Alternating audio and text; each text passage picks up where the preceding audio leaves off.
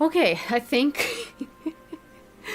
I think we're good to go. Uh Hello everyone. Hello Lakith, hello Elmer.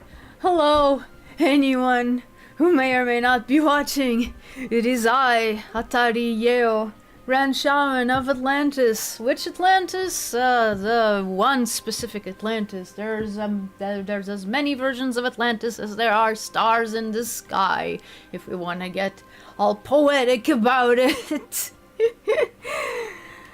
Ah, how's everyone doing? Hello PPA, good evening. Okay. Well, to start off, I'm gonna have to share a bit of bad news.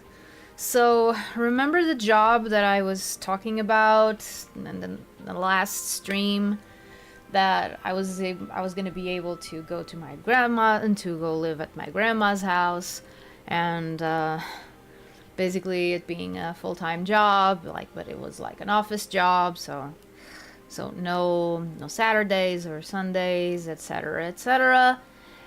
Yeah, turns out that it's not going to happen anymore. And I have been honestly kind of devastated for these last 2 days. I guess I can say what it was gonna be now. It was going to be like a managing job at a courier company. Yeah, they told me. So yeah, the boss, he told me that, yeah, because they were going to open a new agency at the city where my grandma's house is, and turns out that they're not going, that the higher ups are not going to allow that to happen, at least not until like January, February, until like the Christmas rush is over and done with, basically.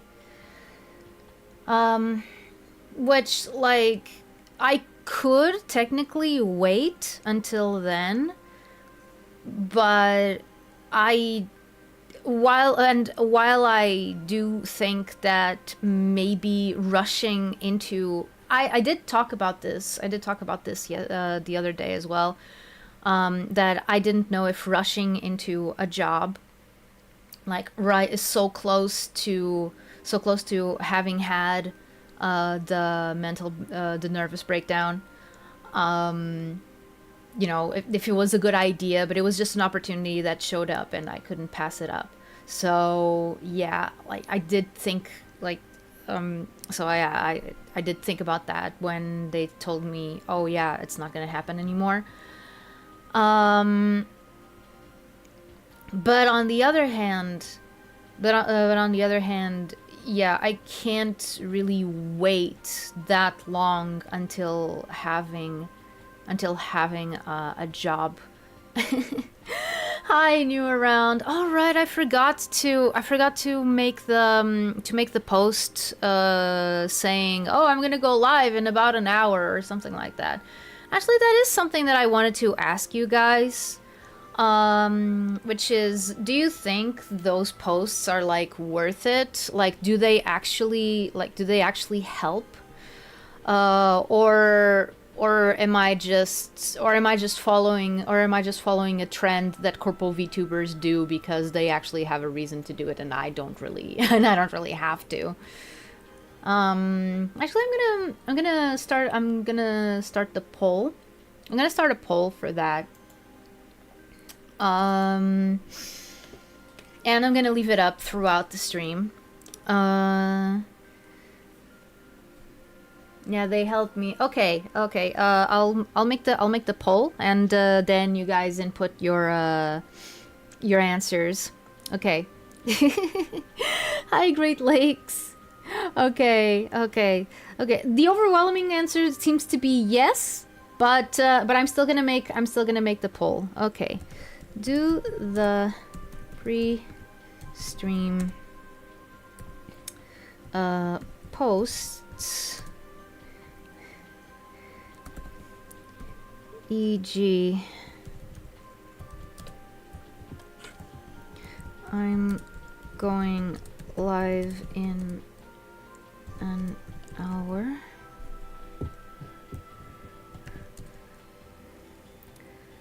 Actually help you. Yeah, and that's a easy yes or no question. Start poll. Feel free to input your answers, and I'll leave it up. I'll leave it up until the stream is over. Okay. So as I was saying, yeah, I'm not gonna get that job anymore, and it's been rough because I haven't been like mentally, I haven't been, in the best spot lately. Because it's a lot. Like, there's a lot of things that I haven't resolved, and again, it just keeps piling up. And I thought that, maybe this was something that was finally going to go right, and then again, it's like just ripped away, and okay, back to square one we go again. But yeah, but at least I still have these streams. Like, even like yesterday, my brother was saying that like at least you still have the streams. That is still something that you can occupy your mind with. And they're fun, they help your mental health, so yeah, VTubing for the benefit of mental health. That's what we're here to do. That's what we're here to do right now. I just don't think that getting angry at the final boss of Legends Arceus would be a good idea for this stream.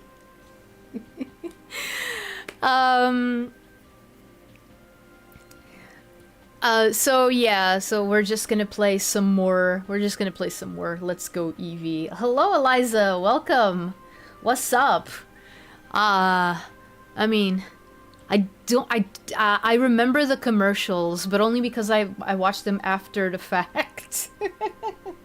But I was already on the internet when they were a thing. So, like, everywhere you would see people go like, "What's up? What's up? What's up? What's up?"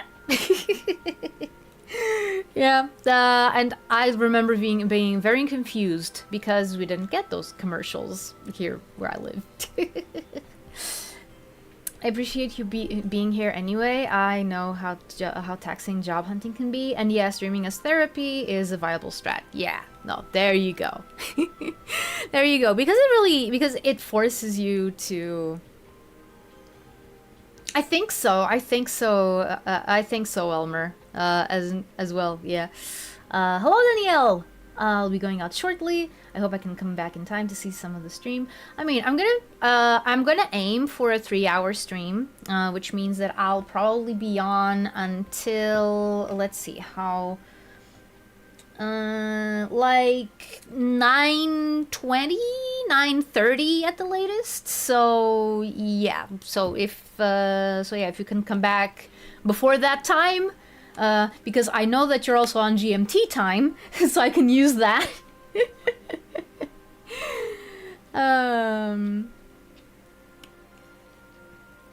I mean, yeah, 100%, because, like, the Lusitanian lands did not get the actual commercial. I don't even remember what product they were advertising. And here's an example of how an entire stream can get derailed just because one person said one word. Because suddenly we're just talking.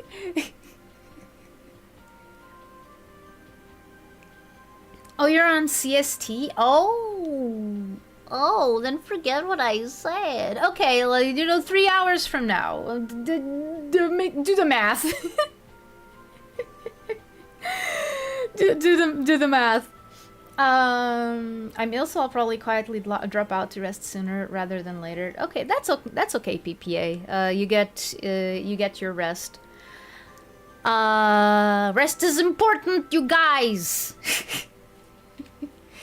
And I need to learn that as well, because I always feel bad when I'm resting, and I shouldn't. Resting is good for you. You can't do your life while running on empty. Okay. What else was I? It'll be closed. Oh, you'll check it. You'll check it when it happens. Don't worry though. Like the VOD is still gonna be up, unless something really bad happens. Knock on wood. But I don't think it will. I don't think it will.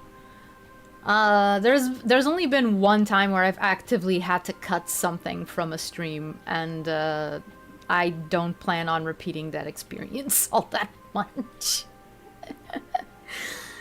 And even then, yeah, that just means that the VOD, like that the VOD doesn't have the live chat anymore. But you can still read it. You can still read it on screen. I was gotten into Uma Musume. After all, I learned that resting there is one of the worst things you can do. Actually, very inefficient. But that's why Uma Musume is not real life. Things don't work like that in real life. They may do for horse girls, but thankfully those do not exist in real life, unless your name is Rima Evenstar, in which case you are an actual horse girl. Well, fox girl, kitsune. We won't be able to discuss our hot takes on Gen 4. I don't know if there's gonna be any hot takes. Maybe they will. Maybe by mentioning that you jinxed it, and now I am gonna talk about Gen 4 at some point. What's your knock? Horses literally die if they rest for too long. Okay, so it's real life, but for horses, like actual horses, not humans. Okay. Hi Tulu, welcome. What's your knock on wood in Portugal? The same thing. Bate na madeira. Yep, you get pretty much mixed signals. Well, hell, horses die if there's a stiff breeze in Mongolia. It's an Atari stream. There's always Gen 4 hot takes. And ironically, my favorite Pokemon is from Gen 4. Maybe that's why I'm so critical of it. But yeah, no, it is like it's just bate na madeira.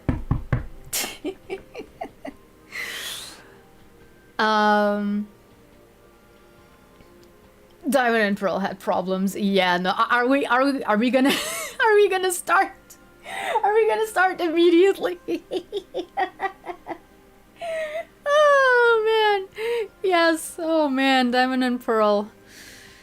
Oh, Diamond and Pearl. I could never see them as anything else other than downgrades of Ruby and Sapphire, except for the physical special split. That was the biggest thing that I think that Diamond and Pearl brought to the fold that was, you know, actually worth it. Everything else that people like about Gen 4 is not from Diamond and Pearl.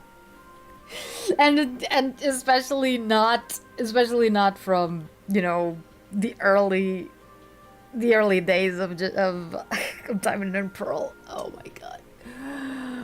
Why did you have... You should... Like, Game Freak, you should have let these games cook. Platinum should have never... Platinum should have never been, like, a huge improvement. That only created false expectations going forward. It was also nice to be able to run indoors. Oh yeah, no, that's definitely. So black and white was an improvement, and what Diamond and Pearl was supposed to be. It's like this. I have never played black. I have never played black and white. To this day, it's the only mainline. It's the only mainline Pokemon game that I have not, like, played in any capacity. Like, I haven't experienced Gen 5 in any capacity. Like I have Pokemon Black. I started a game, but I only got to, like, the first gym. Like, I didn't even beat it. Because, like, you know, I already started that game while I was an adult, so I didn't have time to actually go through with it. In fact, black and white kind of scares me because of the lack of experience share. Again, because I'm an adult and time is, well, right now I do have a bunch of time. The late evolutions were a bit of a problem. Yeah, it's like they took, oh man, it's like they took Johto's problem of, you know, the level cap being too low to just, to its opposite logical conclusion. Like, oh, the level cap is too low, then let's gonna make it insanely high. That's not how you fix it, okay?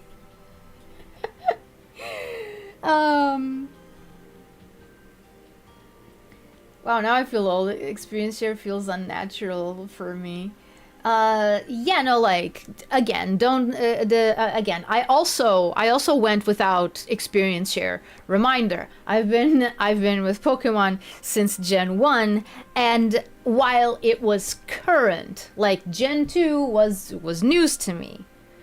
I was part of, you know, those people who were, like, hyped for Gen 2 because it was like, oh my goodness, it's Pokemon, but there's, like, new Pokemon, and, like, there's 100 of them. Now we have 251, and let me take a look at this Beckett magazine where they actually have pictures of the Pokemon and the first cards that came out, and oh my goodness, these Pokemon look terrible.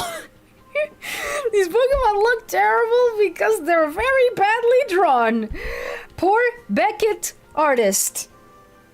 On the other hand, that magazine was how I first started to be able to read katakana, because I noticed that Girafarig's name, Kirinriki, had a pattern to what the characters used to writing his name were. And from there, I used that magazine and all the Pokemon names on the cards to compile how they were read, how those characters were read. So yeah, I basically built a katakana syllabary out of it. And I started studying it pretty early. So yeah. Hi, Angel's Advocate, welcome. I played every gen from 3 to 7, though I barely touched 7. I want to try Moon again. Yeah, no, definitely do. Just know that Pokemon Sun and Moon are pretty story heavy. Try not to get too annoyed by, you know, the dialogue or the amount of dialogue that there is. You know, go into it with the mindset of, okay, this is kind of a regular RPG, but it's Pokemon. You know, like, you have characters who go through arcs, etc., etc. And there's an overarching plot that actually has to do with the characters in question.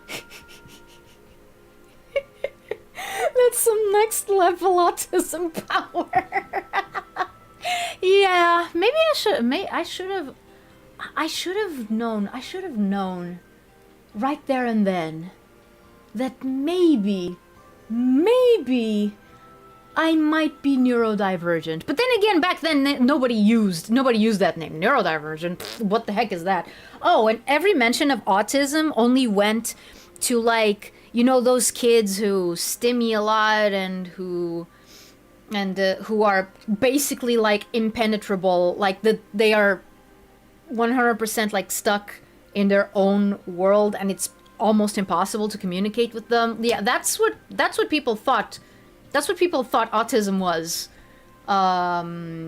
Back when I was a kid and a teenager. Even a young adult. Even a young adult, I would say. It was very badly understood for a very long time. You know, you would look at people like you would look at people, you know, people who have you know, milder forms of autism, and you know they just wouldn't know what to do with them. Yeah. Hey Atari, you want a fidget spinner?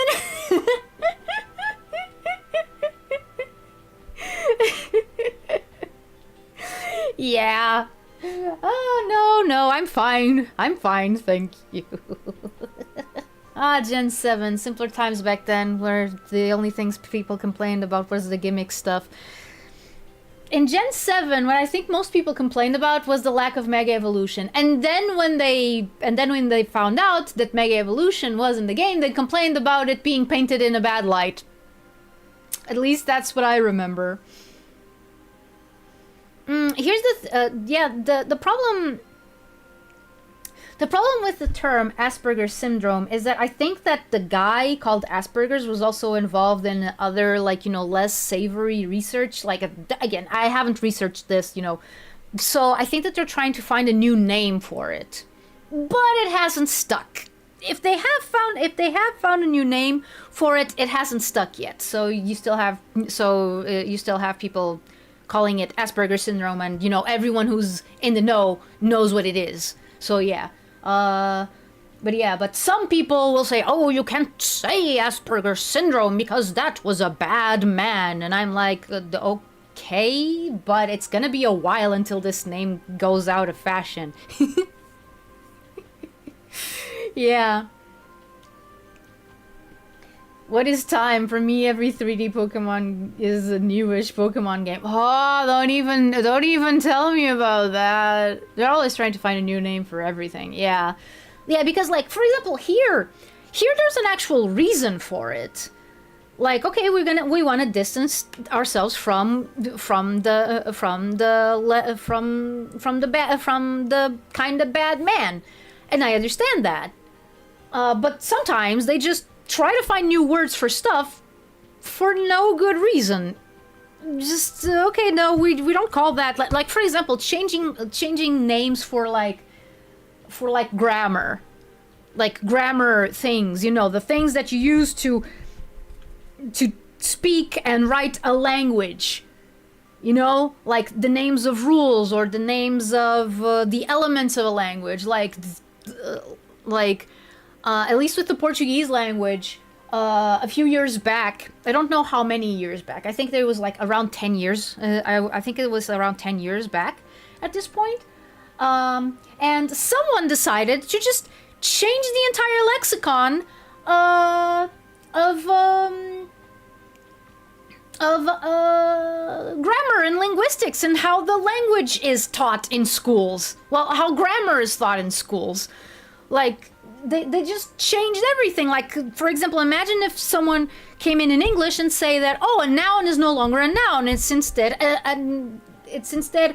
a neen, or an article is no longer an article, and like a direct complement is no longer a direct complement. An indirect complement is also no, like the passive voice is no longer the passive voice, and the active voice is no longer the active voice, etc., etc.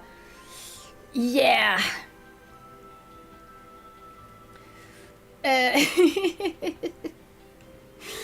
So yeah. For me, classic Pokemon. Yeah, it probably begins. Yeah, no, it's like one to three. I would say. Even though it's kind of weird. Even though it's kind of weird to put three as, you know, a classic, because again, I was there when it was new. I was able to play it, you know, pretty close to the release date in Europe. So, yeah. But yeah, what were we talking about? It's not a contest, even stadium. Yeah. What were you what were you asking about, Tulu, when you asked even stadium? Isn't rather that they broaden the definition infinitely such that it now encompasses everything from Asperger's to quasi-Down syndrome? That's also a possibility, yeah. That's definitely also a possibility. Fairweather is closer to Gen 2 than 3 than 4. I mean, yeah. No. Two, I forgot about console games. I would have said Gen 6 onward. So Tulu, you just say that, oh, Gen 8 and Gen 9 are just bad. They're just bad. Someone said they considered any 3D Pokemon as newish. Oh, okay.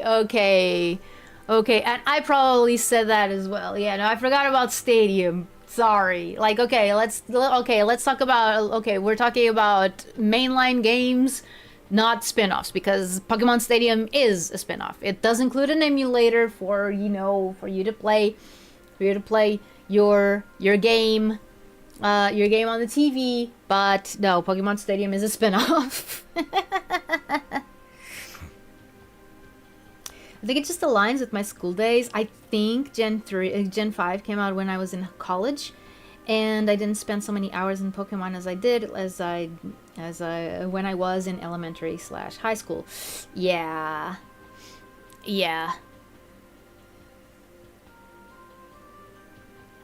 You could argue that 3 was a soft reboot in a few ways. Yeah,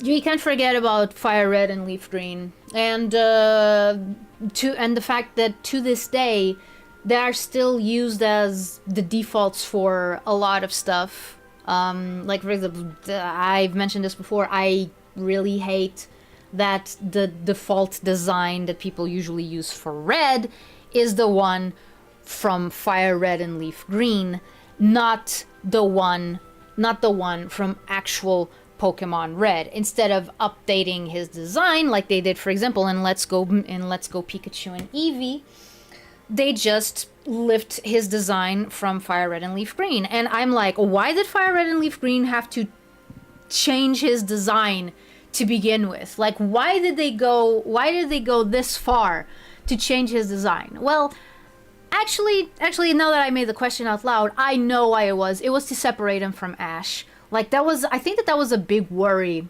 of the Pokemon franchise at the time, was to separate the games from the anime, because they realized that a lot of people got into the games through the anime, I mean, me included, and they wanted people to, after a while of, you know, not minding that people would conflate the games and the anime, they kind of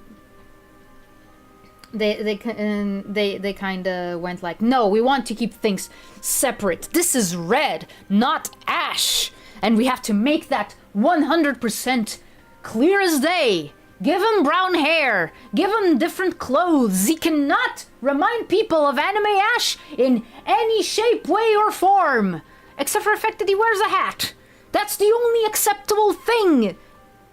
And the hairstyle is slightly similar, but it's brown. You can't argue that it's brown. It's not black. Don't even try. Oh man! Hello, Holy Potato Paladin. Welcome. Let me see. Unlike Mario, Pokemon has the main lines in portable and spin-offs on consoles. Yeah. Red not being red, like why? Yeah. In school, I played a lot of friends and trained a lot of Pokemon with EVs and stuff. Then Gen 5 onwards, I just did the main story, a bit of post-game, and moved on. So I don't have as many memories. Yeah. Yeah, no, that makes sense as well. Yi and Red and Ash were very similar, so GBA Red became his own thing, and Ash went the other separate way. Remember when Ash's hat was even closer to Red's? When was that? I guess it does make things easier to parse with the games, anime, and manga all having their own canon. Yeah, but here's the thing. Here's the thing where I think they went a little bit too far. Like, it is obvious that Ash is based on Red. There's like no doubt about it. But you can still pick up the original Red design and make something different that doesn't look like Ash. Kotobukiya did when they made their Red figure. Like, that is clearly the original design of Red, except updated. You know, old made new again. And it still doesn't look like Ash. Like, the design has enough room for reinterpretation that you can have several different characters based on the same design and not have to sacrifice the original in order to get them. Because you also have, for example, Red in the Pokemon Special manga, or Pokemon Adventures, as it's known in the West. That's yet another character who is based on the original design of Red, that is, you know, still distinguishable from Ash. I mean, they did take a few liberties with his hair and stuff, but it's still black. He still has black hair. But yeah, it's more divergence than Ness got from Nintendo. Yeah, during the anime's production, before the final design for Ash. Oh, okay. Nintendo is basically prototype Ness. Yeah, and Gary is still Gary. Yup. Nobody touches Gary. Nobody touches Gary MFing Oak. Remember when Ash never grows old? Good times. I mean, it got to a point where it annoyed me very much, because it just meant that they were not going to, you know, proceed with the story. I went on a whole rant about that on my last stream, like right at the end. It involved it involved movie 16, because it always goes back to movie 16 for me. The one with Gene Sect and the Mewtwo that's not the Mewtwo that we all know and love. It's the other one. Even Ness's homesickness is a stand-in for Nintendo's asthma. Whoa, okay, I've never heard.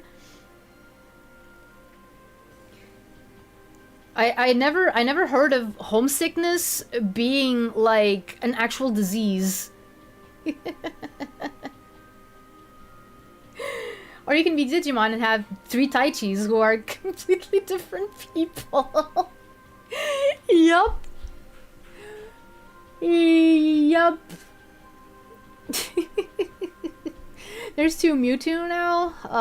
Since 2013, Potato Paladin. I'm sorry you had to find out this way. But I think that the second Mewtwo has kind of been retconned, like not retconned, from the anime canon. I think. I don't know. I don't actually know. Because it was one of the most egregious cases of Gen 1 pandering without any of the understanding of what made Gen 1 work.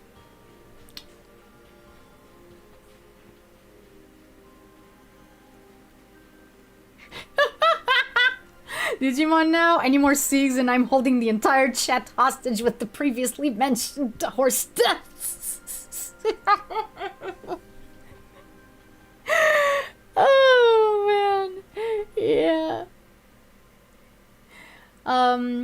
There are the two Christmas specials where Max grew up and Dewey, and Louie didn't. Time flows differently in Calisota, I'm gonna guess. When Red showed up in Gen 7 but old, I feel like I aged by 20 years. My biggest problem with Red and Gen 7 was that they didn't have black hair. Why? Why do we keep playing? How many times do I have to teach you this lesson, old man? Red's hair was black. Ah!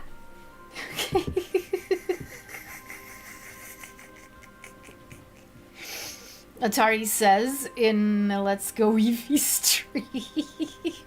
I mean, we're not gonna get too much in the weeds about the weird time stuff that you have to think about in order to make sense of Let's Go EEVEE. Because Gary and Red went on an adventure, and that's why they're famous. Oh wow, you mean the exact same adventure that I'm going in right now?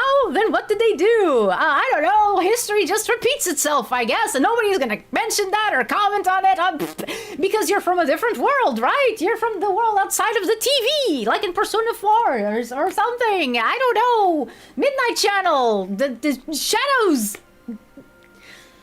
Big Bear, and the Blue House, I don't know.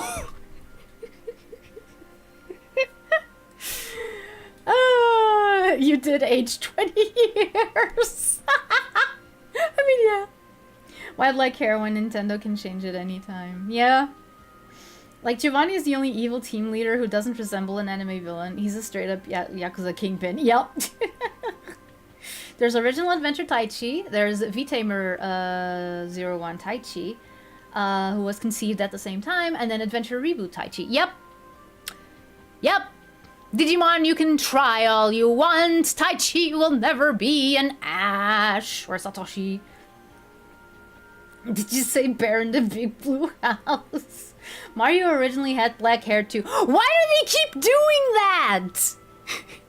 Why do they keep doing? What are they trying to imply, that there are no black-haired Italians? Is that it? Because I'm pretty sure that there's black-haired Italians. Back when he was Jumpman, yeah. Having grown up with Ranma 1.5 and played some SNES RPGs, I consider the hair color of a character a variable. Immediate flashbacks to Final Fantasy V. You have a point. you have a point. Oh. I heard Persona games got remakes. Are they good? Italians and black hair go hand in hand. Yep. Yep, but people tend to forget that. I don't know. The people just go like, oh, the Italians, European. Everyone knows every single European is blonde with blue eyes, right? Every single one of them.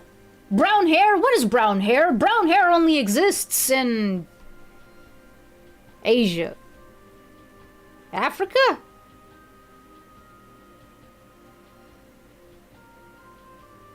Where would brown hair exist in this hypothetical world where everyone in Europe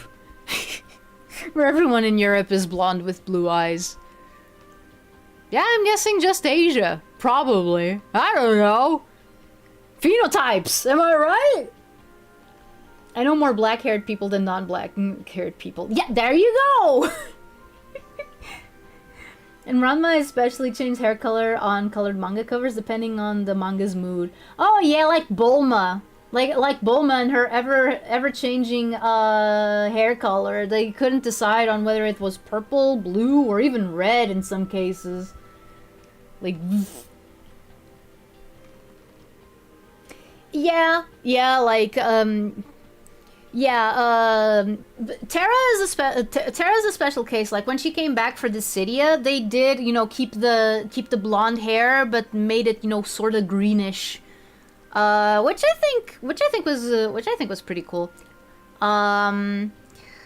but Terra's case is not as bad as, for example, what's her name?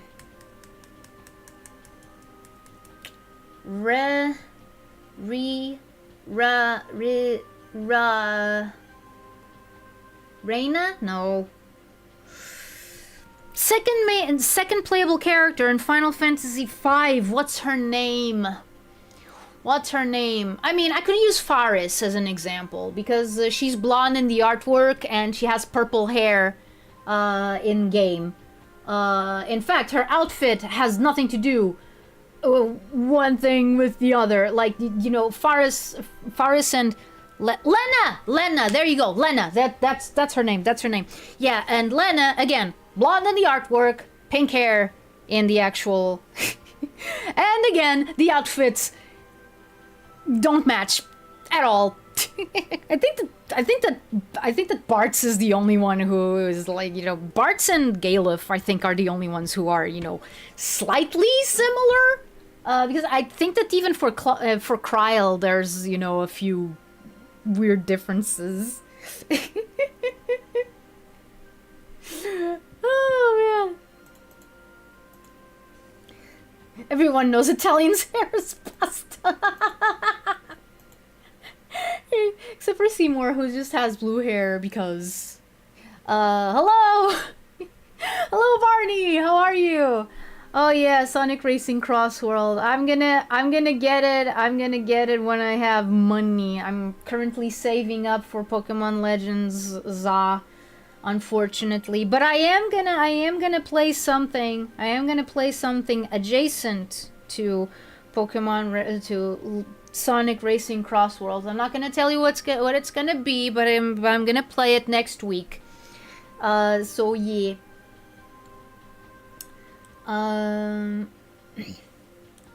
Toy made a mess, yeah. Any more segues and the Banhammer will start talking to me like the Green Goblin. Can confirm my hair is fossili. Yeah, no, okay. Let's just play the game. Let's just play the game, okay? And then we can talk about all the fossili hair in Final Fantasy V. Okay. Oh, but my face cam was a little. Okay, are we good? I got to the secret skin. Sonic Racing is really that serious. Secret skins? Wait, do they have like different outfits for the characters? Outfits, kinda. I mean, I wouldn't be surprised.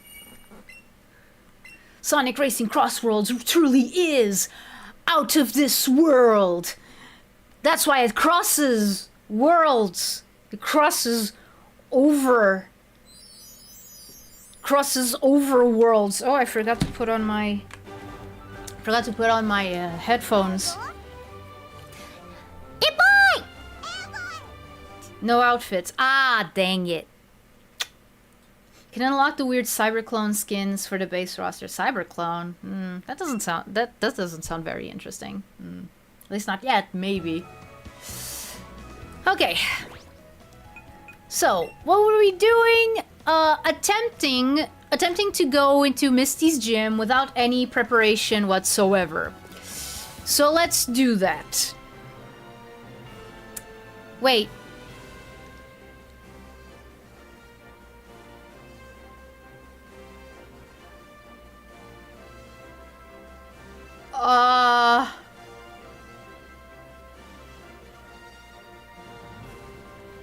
Okay, so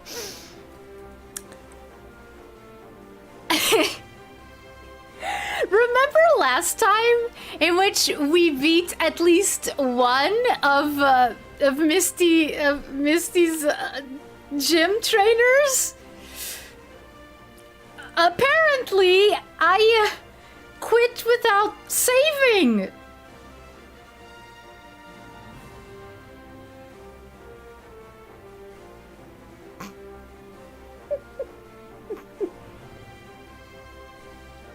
How? How did I do that? Okay, it was just one battle. It was just one battle. It's okay. I'll do you better. I'll show you a Pokemon at level 16. Okay. Good. What the heck?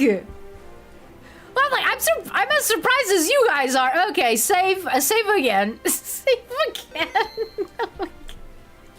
Not even surprised at this point. Just load the autosave. There's an autosave in this game? I didn't know. Is it just like a Gen 7 game?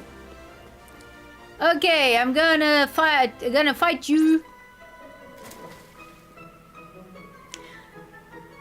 Yes, your Pokemon will totally stomp me. We'll see. Everyone, forget that the battle just never happened, and imagine he just entered. Yeah, do that. Goldie. I don't remember. Wait, I do remember what Bellsprout sounds like. Bellsprout. Pokemon Scarlet and Violet has autosave, if I'm not wrong. For example, I don't remember about Sword and Shield, but I don't think it does. Gen 7. This game is strictly still in Gen 7. It may be a Switch game, but that doesn't mean anything. In fact, Ultra Sun and Ultra Moon were originally being planned to be released on the Switch, which would make the distinction, which would make this game's denomination as a Gen 7 game a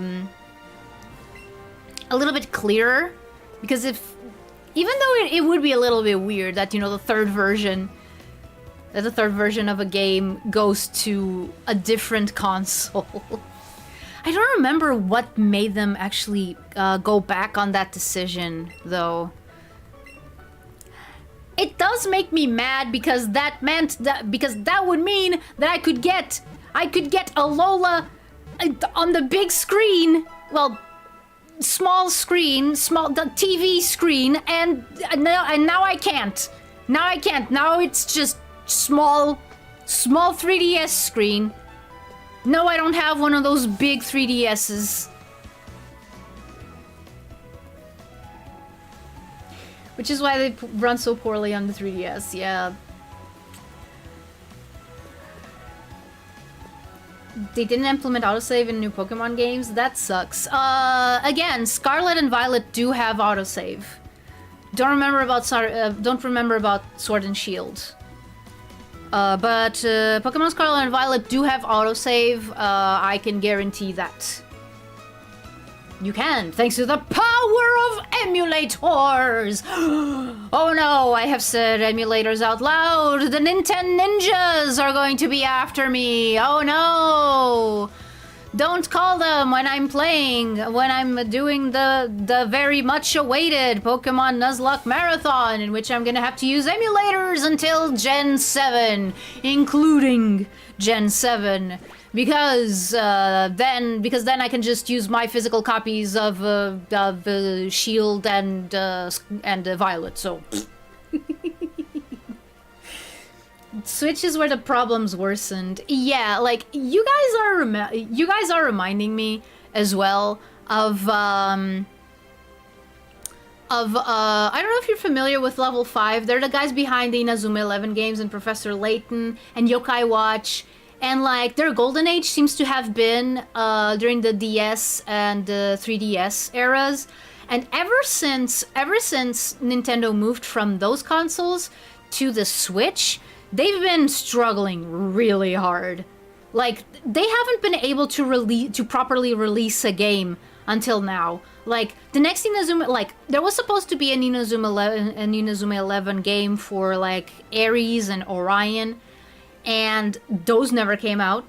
Now we have Victory Road, which has, like, a movie or 2 movies coming out, but I'm pretty sure that the movies are going to come out before the game does, because the game has been delayed yet again! Woohoo! And I think that Professor Layton is also facing a similar problem. Like, it feels like Level 5 can't operate if they don't have, like, the 2 screens. Maybe they would have benefited if the Wii if the Wii wasn't if the Wii U wasn't a failure.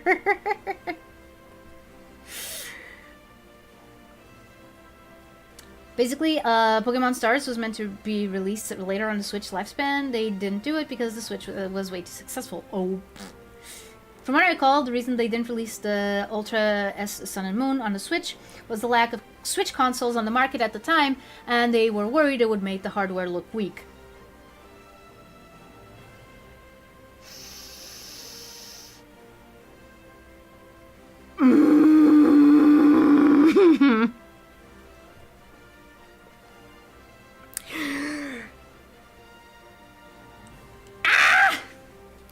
Why? Seriously, that was the reason?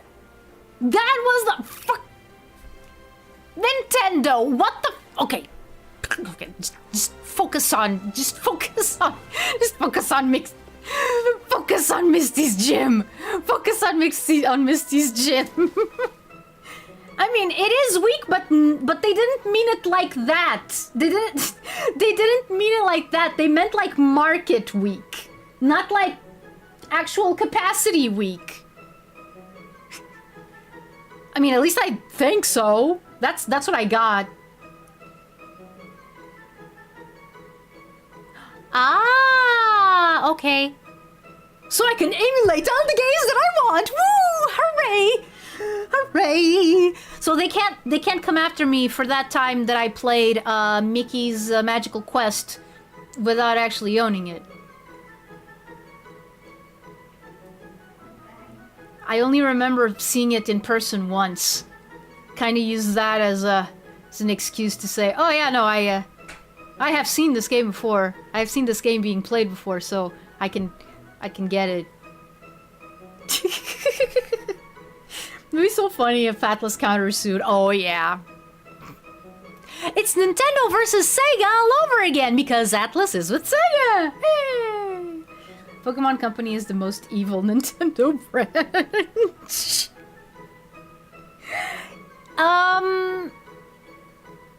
Evil or incompetent? Basically, Nintendo wanted to use Mario, Zelda, and Pokemon to promote the Switch. With just Zelda and Mario, they did it, so they scrapped Stars and made Ultra, Sun, and Moon for the 3DS.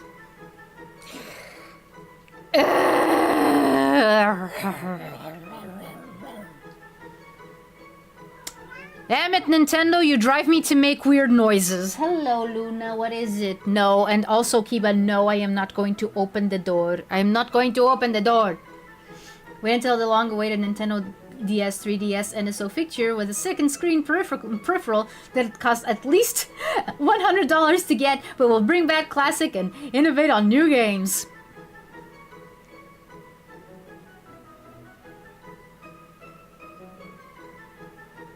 Me? I'm a beautiful girl who glides on the water. You wanna get Taco Bell? Even without Sakurai, Hal makes mostly goated games, but he does help a lot. Yeah.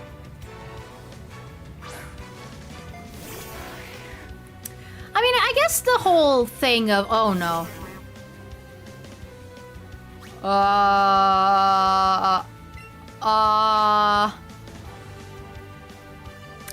Do you guys think that this shelter has, ice-type moves?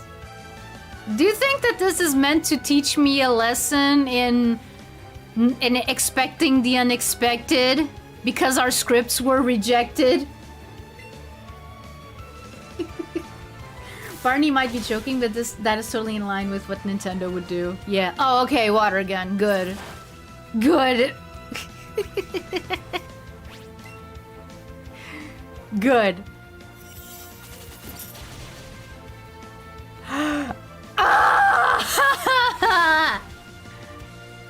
Man, I'm so lucky it didn't use it on the first time. What the heck? Well, we'll find out because the show's about to start. Well, that taught me a lesson, didn't it? I didn't even see how much damage it did. Let me see. That's a lot of damage. Okay, what do you have to say? What do you have to say, Miss Beauty? My tears are making the pool water even saltier. Oh, it's a saltwater pool. Okay. I would hate what it would do to my hair.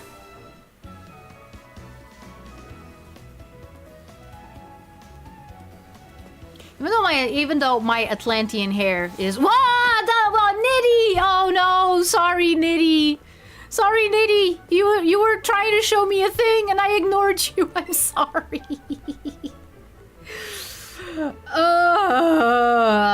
Dang it.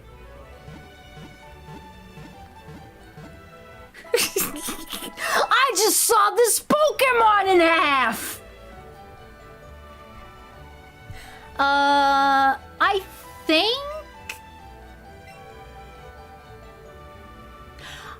I think that Shelter is a water type and Cloyster is a water ice type. I think that in terms of like water ice types, I think that Seal is the one that, you know, doesn't change types from one evolution to the other. What happens to your hair in salt water? I mean, if your hair is super fine, then it could accumulate.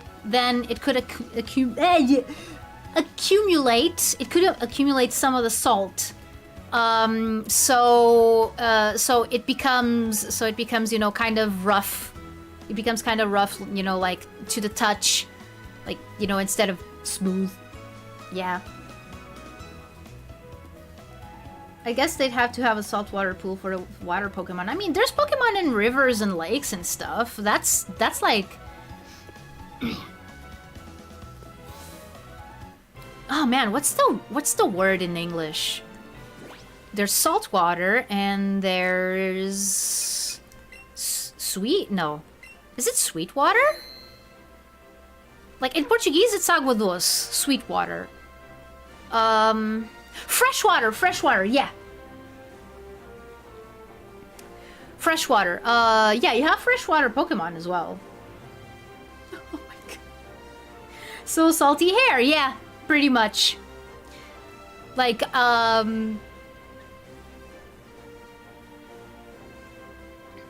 I think that it's worse the more fine your hair is. Isn't Magikarp both salt and freshwater Pokemon? Yeah, no, I think that Magikarp can exist wherever there's water, like even in a puddle. I meant to ask if Shelter was ice. I don't think it is. Sugar water. Yeah, tap water. Yeah, you know the Great Lakes? You know the Great Lakes in the US? Yeah, that's all tap water. Tap water with sugar. Carbonated water. Sometimes it does look like carbonated water. Oh, there's another one. I thought there were only two. Okay. Okay, good, because we need some more XP, because I don't think that Taco can take on Misty the way that he is now. But he does need a level up, so Tang water. Oh my god. Yeah, no, it's just Cloyster that is water ice. Shelter is just water. Mineral water. Did you see that dive just now? Don't you think it's deserving of a gold medal? I mean, if you want a gold medal, you should probably sign up for the Olympics. I don't know what you're doing in a Pokemon gym. Oh, please, no, not still water. Oh no! No! No! We were just talking about how Seal is a water ice type. Taco is so dead. He's so dead. Okay, I'm going to change next. I'd give that dive a 7.8 out of 10. Too much water. Remember the Tang and Kool-Aid commercials with Bugs Bunny? No, not really.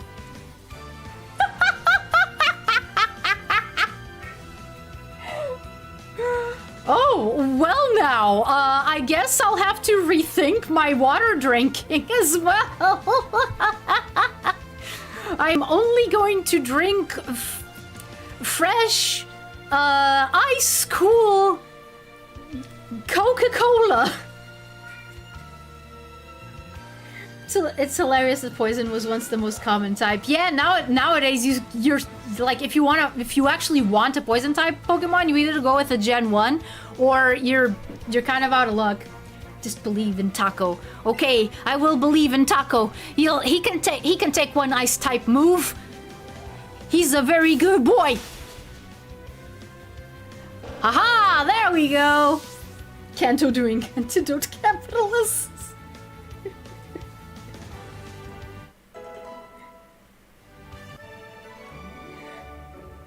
Oh no, I beat Daisy!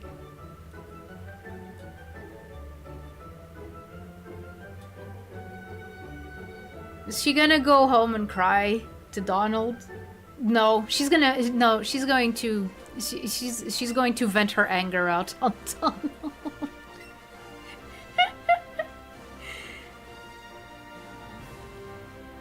Yeah. And then they went and barely used any Gen 1 Pokemon in the Pokédex because it... Gen 4. They were still produced inside Termite Terrace. Oh! I gotta see if I find those. There's, I'm pretty sure that they're on YouTube. Okay, how are we doing? I mean, that didn't take a lot out of Taco, but I don't think that going with Taco like this is a good idea. Okay, I don't know. You know what? I'm not gonna fight Misty yet. I'm gonna go to the Nugget Bridge for a second.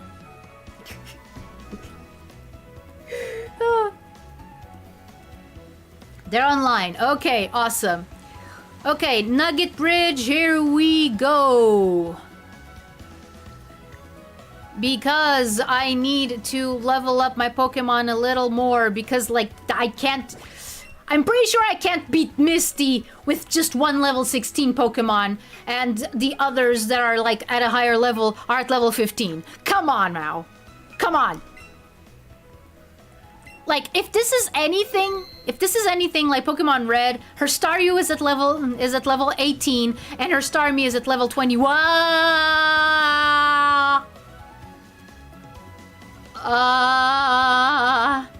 I love Taco. I hope he can become a Mega Victory Bell. I don't think he can in this game.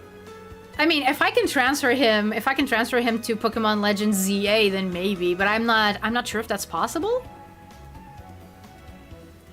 I think Thunderbeam releasing DVDs and Blu-rays at the commercials, as they are technically public domain. Ah, okay. I wonder if there's a reason there are 3 swimmer trainers in this gym, as a nod to the fact Misty has 3 sisters in the anime. Wait, what were their names? Wait a second. I gotta check this out. I gotta check this out. This is too important. Yeah. Yeah, Coffee. Hi. How are you? You can transfer him, but then he'd be stuck there. I can't transfer him back from Za. Okay, then we'll have to think. I'll think about it. I can rewind the stream to check their names. No need. No need. I'm gonna do a search really quick. Pokemon. Let's go.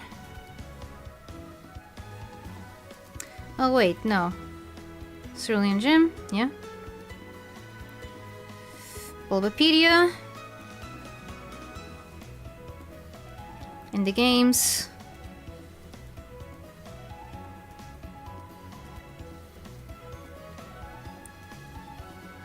Okay.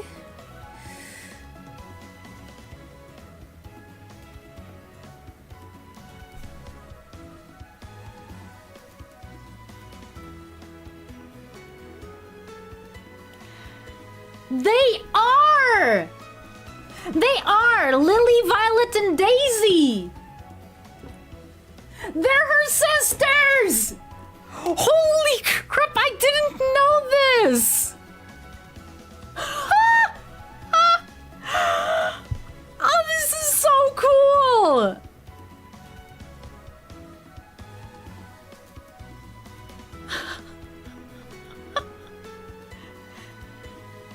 Dude!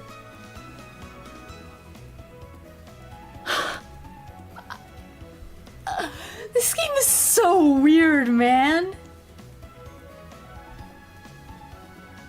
That is so cool. That is so cool. Yeah, they were her sisters. That's why they were beauties and not, you know, random swimmers. Kind of hard for you to know that for 26 years when this game only came out in 2017, but okay. But okay, no, because the gym trainers in Misty's gym, from what I've seen, tend to change a lot from game to game, even from you know, original to remake. Yep, no one Daisy limit here.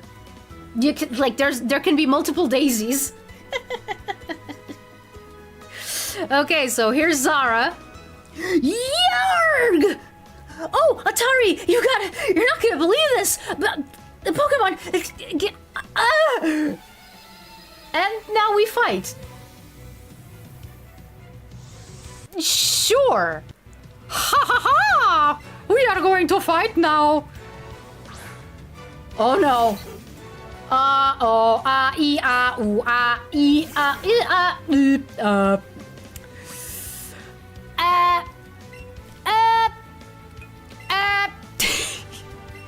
No! No! One thing is sending El Taco to fight water ice types, another is sending him to fight a frickin' PG.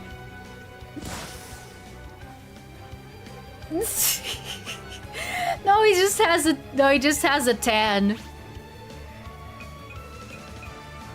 He just has a tan. I don't think that Pokemon cared much about the ethnicity of, I mean, they still really don't. Like, you know, you see a Pokemon character with darker skin, that doesn't necessarily mean that they're like any ethnicity. I mean, there's some headcanons that I like, I mean, and some that are kind of clear. Like, who's gonna say that Lenora is not black? Come on. Just look at her. Atari.exe.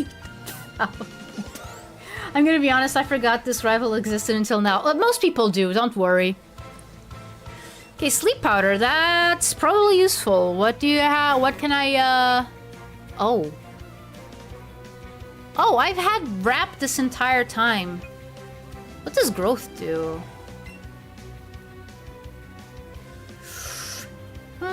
This is not bad, I just tend to not use it. Yeah, forget wrap. We don't need wrap. Yeah, it means they're Asian slash, but tanned Asians, like, you know, Southeast Asians. Yeah. Okay, but is Rouge a Latina since she had major Latina inspirations? There isn't anything about Rouge that makes me think that she is Latina. Then again, assuming that just because she doesn't have, you know, any usual Latina affectations is also kind of...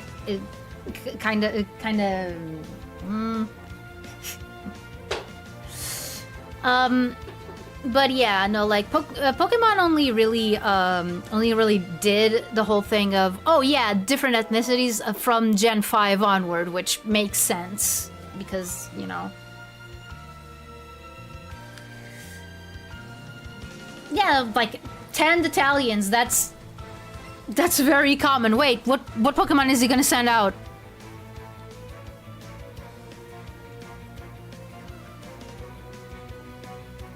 Yeah, no, I think of Rouge more... I never thought of Rouge as any sort of, like, I never thought of any Sonic characters as, you know, belonging to a certain ethnicity other than Mobian. like even though they have different like skin colors, and if you want to humanize them, if you want to turn them into humans, you know, do gijinka of them, you do have to kind of think about that. But I tend to not see Sonic characters as any sort of ethnicity. Pokemon characters, on the other hand, like for example, you cannot convince me that Nessa is not Indian. You cannot. Oh, Nessa is black. No. No, Raihan is black. Raihan is black. Nessa, Indian. I won't be having anyone else saying that she is not. Because I like the idea that she's Indian. Rouge is Spanish in my mind. Like European Spanish. Like Castellana. She could be Catalonian, actually. She could be from Catalunya. You know, because Spain is kind of big. I wouldn't imagine her being from, like, one of the colder regions. Like, from one of the western colder regions. But I could see her being from a place like Barcelona. Or something like that. Yeah, which would be Spagonia in the Pokemon universe, in the Sonic universe, I think. Yeah, I could see Rouge being Spagonian, now that I think about it, yeah. Nessa is Indian from Okinawa. I mean, is there a strong Indian diaspora in Okinawa? Because that could be a thing, but I don't know about it. Rouge would be a vampire. I pictured her being white since she's pretty much just furry Catwoman. Yeah, unless you're thinking of Halle Berry, but I don't know. You think that Halle Berry could do a good Rouge voice? Like, imagine if they want... Imagine if Rouge comes, if they use Rouge in the next Sonic movie. Like, do you think that Halle Berry could do a good voice for her? Even though it's much more likely that they would get, like, I don't know, Scarlett Johansson because Black Widow. You can make some argument. No, Knuckles was never Jamaican, Elmer. That's a myth. That's a myth. The original concept art for Knuckles was just literally a spiky mole. A spiky mole with no culture whatsoever attached to him. So yeah, I mean, I think that people made the connection because of the color of his shoes, which makes sense, and you know, the dreads. But yeah, no, like I think that those were kind of like accidental. Or maybe they actually weren't. Like, you have to take everything from, you know, early Sonic with a massive grain of salt, because it's very obvious that Japan was doing one thing and America was doing another completely different thing. So you have to really think about, like, what canon are you going with, if there even is a canon. I'm gonna have to read a little bit about that, because by saying, oh yeah, that's a myth that Knuckles used to be Jamaican, maybe I'm just talking out of my butt. I don't know. Like, if I am, I'll openly admit, like, I think that I saw somewhere that was not true. Like, so yeah, again.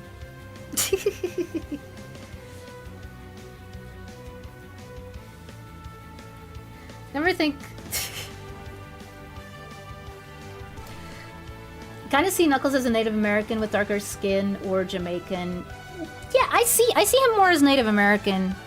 I see him more as Native American, and that was even before you had Sonic Adventure pretty much confirmed that culturally he's more akin to, like, to the Maya and Aztecs. Even though Pachacamac is an Incan name, let's just say that Knuckles is like what my version of Atlantis is Mayinca Tech, with a sprinkle of ancient Egypt, in there because you have the echidna sphinxes. Like, where else do you have sphinxes? Do you have sphinxes in Mayinka Tech America? No, you don't. You have them in ancient Egypt. So yeah. Early localizers doesn't give a... Yup, nope. When I say used to be, I mean in early days of the the Sega of America canon. Okay, yeah, no, I believe that more. Was eventually synced up to the Japanese with Sonic Adventure. Yeah, no, that's the first time that they actually went like, no, we actually want these to be like the same thing. Also, no, wait.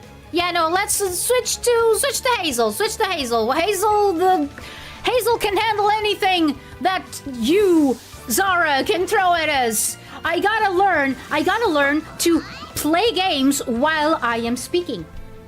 Because then that means that simple tasks like just playing a game while talking, you know, streaming, just becomes like an exercise in, okay, how long can I stretch this game? Like, for how long can I stretch this game? Can I stretch a 20-hour game into 60 hours? The easy answer is yes. Yes, I can. Do I want to? No. No, I want to respect people's time. I want to respect my own time. Better matchup this way, yeah. I had no idea what was coming. Because I skipped the dialogue that said that said, "Oh, he's about to use Oddish." Like, I didn't know he was gonna set out Oddish. I just sent out Hazel because I thought, okay, Hazel can handle most stuff. Atari can't multitask like at all. The truth come out. Does Atari can multitask? No. No, he cannot. He gets told a lot that it's very annoying. Very, very annoying. Mostly by his own family. It also gets really annoying when Atari is reading and people are trying to talk to him and he can't pay attention to both things at the same time because it's just because he can't. It's too difficult. He can't. By this rate, you'll reach Blaine by Christmas. Merry Christmas from the future. Merry Christmas. The future is bright. Oh man.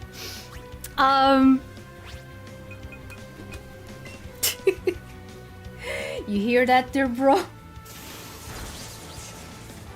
Are you referring to Weasel right down your around? I mean, I hope that it's not Christmas by the time that we reach Blaine. This is meant just to be like a side game because I was what did you do? What did you do? I wasn't reading. You are the one getting called out right now. Oh no. Yeah. Yup.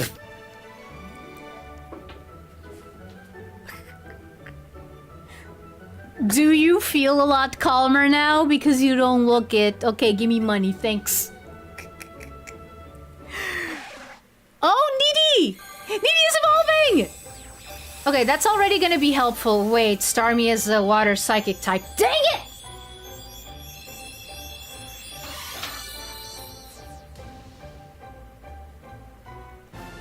I think that it's also interesting, the different interpretations. It's Christmas 2026! Oh no, I better start making my list! And check it twice! He's making a list.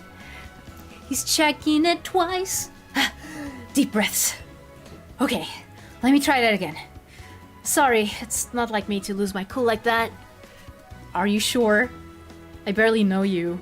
This is being one of my first impressions of you, Zara. There's a house up ahead where this famous Pokemon fanatic is supposed to live. I wanted to stop by because I thought that maybe I'd get to see some rare Pokemon or something. But what I found, and don't freak out when you hear this, that Pokemon fanatic Bill wasn't there! Instead, there was a Pokemon that talked! Yes, just thinking about it gives me the creeps! Don't go in there, Atari! Well, I guess you know what we're going to do! He's gonna find out. He's gonna find out, he's gonna find out, he's gonna find out, he's gonna find out. Okay, how did I get out from that battle? Oh, Hazel is poisoned. Okay, yeah, nope. Nope, nope. We're going, yeah, no, we're gonna save money. I can't believe Santa's not real. Makes me wonder what... He's real in your heart, Barney. Yes, Barney, there is a Santa Claus.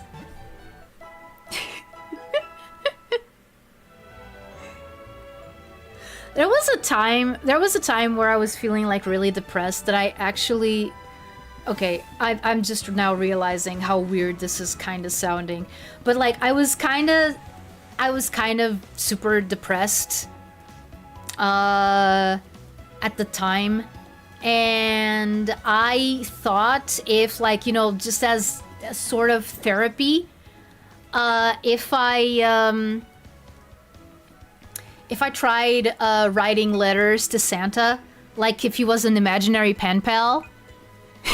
And I know it sounds kind of goofy, but and I never actually did it.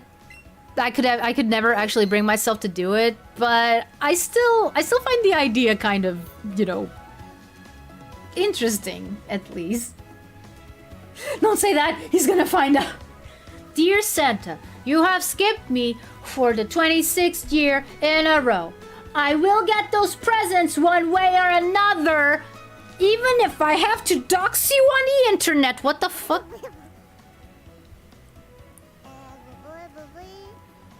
Oh, really? We can both do that.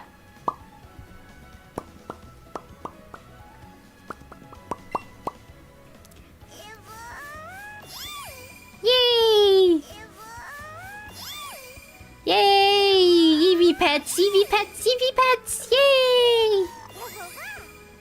Okay, and we're gonna give you raspberry.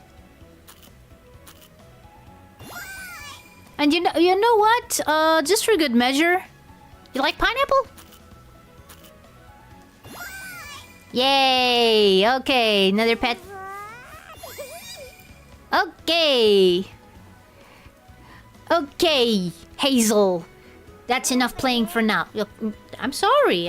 We have to go. We have a nugget bridge. To go to. Okay? Okay. Boop the snoot. Oh, I didn't. Ah, dang it. Needy EV overload.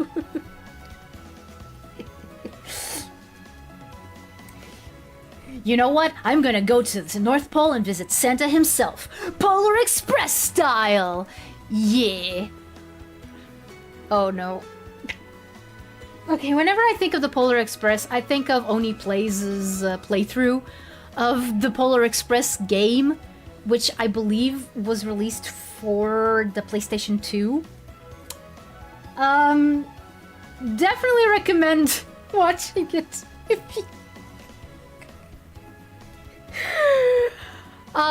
Just be warned, their humor sometimes crosses the line twice. You think scientists will find a way to create Eevee and Pikachu in real life?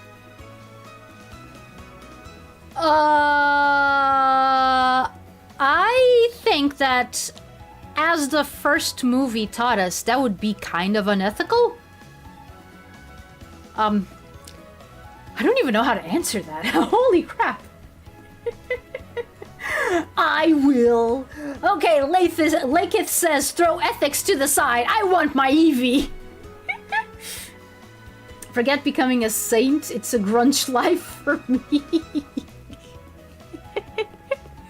I mean, fair. fair. You're within your right. Crosses what line? The line of what is usually acceptable. For humor. Everything had a licensed video game back then. How the times changed, yeah. It's a shame, really. I miss licensed games. People call this the Nugget Bridge. Beat us 5 trainers and win a fabulous prize. Think you got what it takes? Maybe. Yeah, no, the only way that they would do that is if they, you know, put some electric eel genes in there, and I think that is not the best thing to do. Much like setting a fairy-type Pokemon against a... Ugh. Why does this keep happening? Yeah. Yes, thank you, Tulu. That's a great definition. Yeah. Yeah, no, like I miss good licensed games, yeah.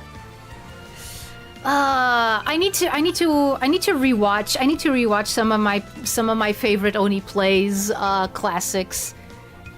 You know, the ones some of the ones from the age of Ding Dong and Julian, and some other ones that are more recent, but that already have like Zack as a consistent member, and Tomar and Lyle. And I know that he has some new hosts, and I think that they're good too. But I don't know them as well.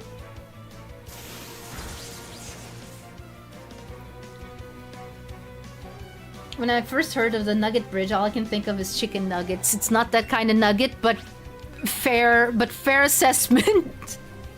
Fair assessment.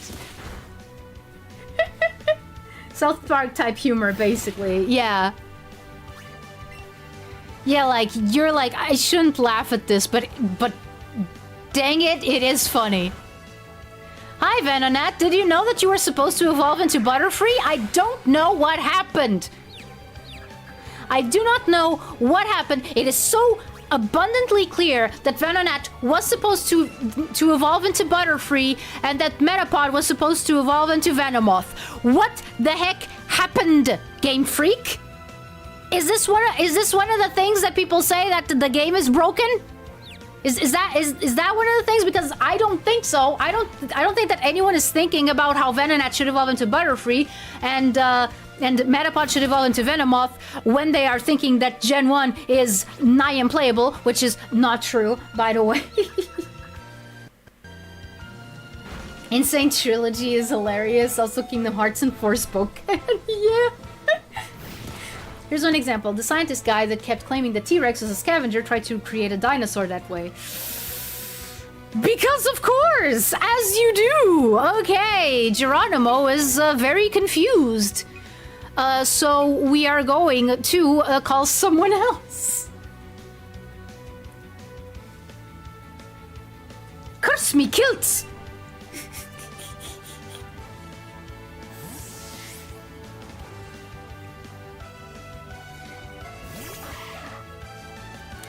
You never noticed because Gen 1 has this thing also that a lot of people don't usually think about, which is the fact that oh, I got nothing that is like super effective, but yeah, it's okay.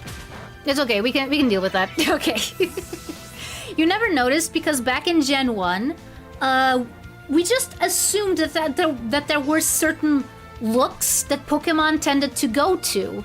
Like, for example, the Rhydon line and the Nido lines and the Kangaskhan being kind of similar. Those were just things that we kind of accepted as, you know, Pokemon being Pokemon. Like, it was Gen 1. There was no precedent for anything. Nowadays, we can look back and see that, oh no, they've never done this again.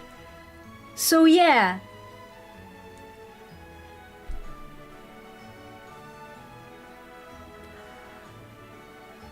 What? Tier Zoo? I am so disappointed. Jurassic Park behavior. Just because you could doesn't mean you should. Yeah! I'm with whoever said that quote. Okay. I don't think that I need... I'm just gonna heal Geronimo.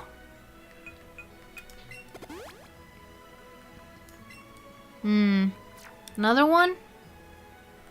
Another one. I don't feel like going to the Pokemon Center right now. Hello, Jonathan Pearson. Hello, Filmrot. Well, it's early installment syndrome. Yeah, exactly. Like, it's only by looking back and seeing that, oh, they've never went with this kind of design again, that you notice, wait a second. So, if that was just a quirk of Gen 1, then we can look at Gen 1 a little bit more objectively with, you know, with the eyes of, you know, a character designer. And then you immediately notice that Caterpie's eyes match Venomoth's, and Fanart and Butterfree, well, just look at them. Just look at Fanart and Butterfree. You don't have to go further than that. Like the crest on Caterpie's head, yeah, that becomes a crest on Venomoth's head. That's what it was supposed to be. Oh man, like Fanart and Caterpie trigger my OCD something fierce nowadays.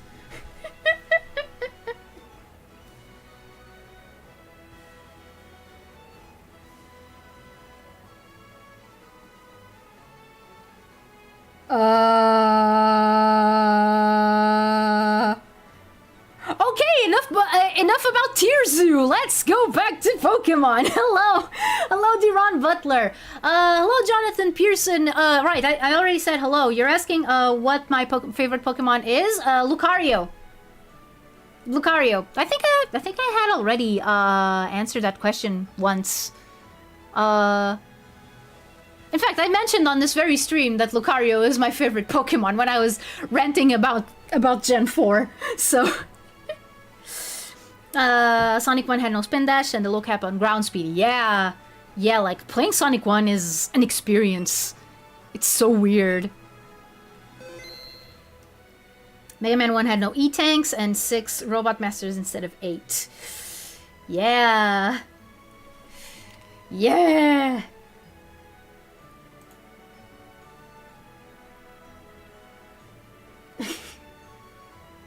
You have a Lucario plushie in my room too. Yep, indeed. Since some things in the Pokemon series is not make sense, Atari. I mean, yes, I know. You're looking at one of them. This entire game makes no sense.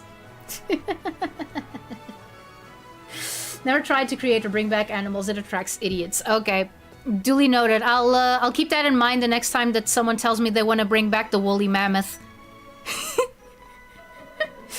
Missed the Mega Man series. I mean, if you want to tell Capcom that you still care about Mega Man, you can always buy the collections. In fact, if I may be so bold as to make a suggestion, get the Mega Man Battle Network collections and the Mega Man Star Force collection. I don't think you need to go into detail about that. I don't think you need to go into detail about that new round.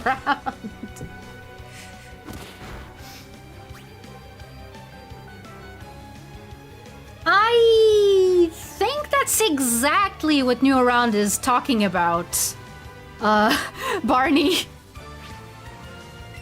I think that is, to the letter, the exact same thing he's talking about, but especially Star Force. Yeah, no. Then wait for a sale.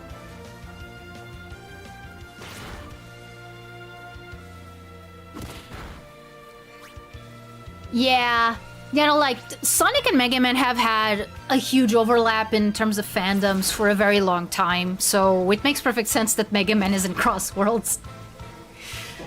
Same thing for, like, TMNT. I still want Garfield in it. How could I lose?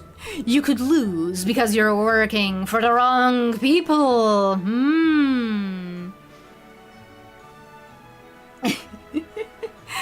Yeah. Oh, right, they all say the same thing once you...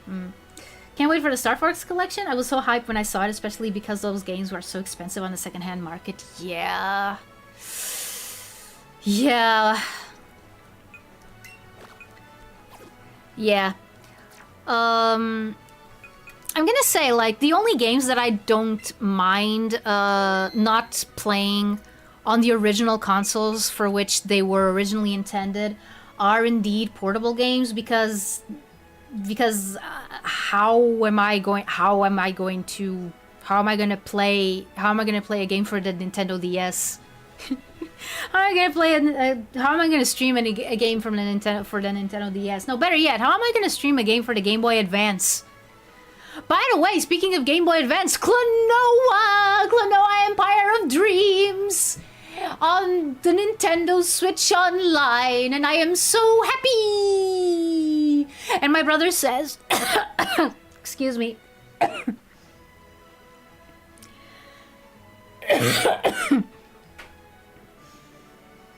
Sorry, choked on a bit of saliva.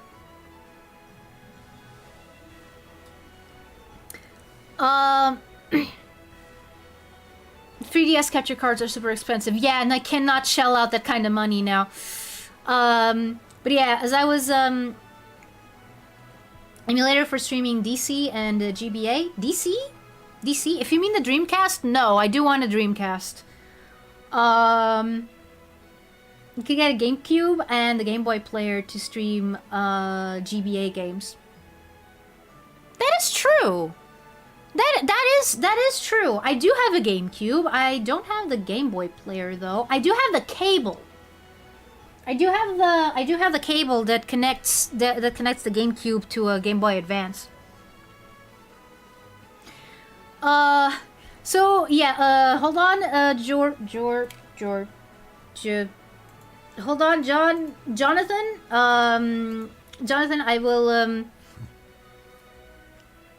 I will answer you in a second, even though that question is kind of hard to answer, honestly. Yeah. Back, I started going wall climbing. Oh yeah. Oh yeah. No, it's a very good workout. It's very good workout. I should do that. We're too good to be stuck on the DS. It's crazy how many racing games there are this year, but no F-Zero. Yep. F-Zero is still not back. Because why bring back F-Zero? It's not like there's demand for it. It's not like there are people who would actually play it. Okay, it was a grift to get money from foolish investors. I mean, yeah. Oh, we're gonna bring back the dire wolf. See, the dire wolf. It is not a big wolf at all. It is an actual bona fide dire wolf. Ignore the tag that says not an actual dire wolf.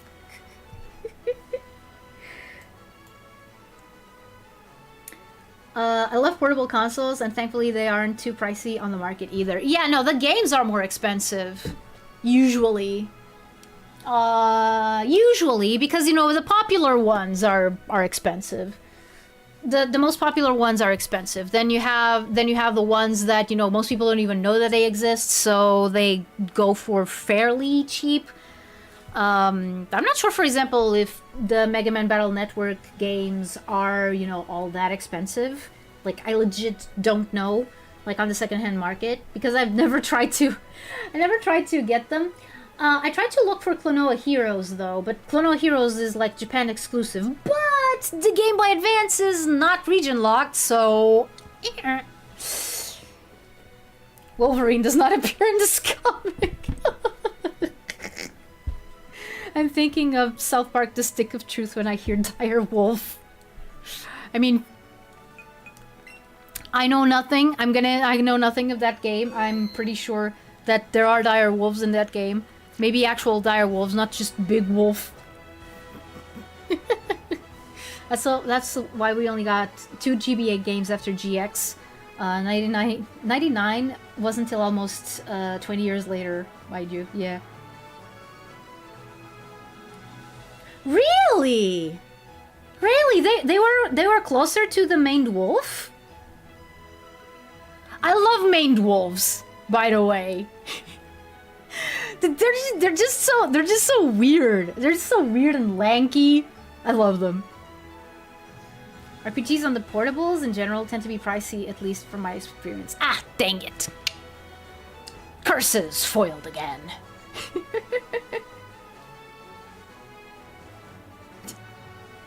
50s had that whole clickbait of Superman being a jerk out of context, yeah.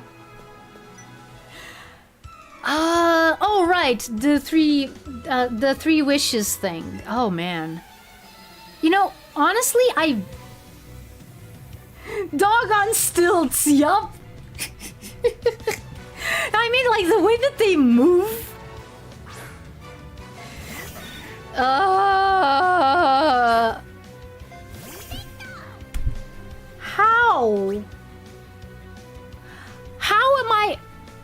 How?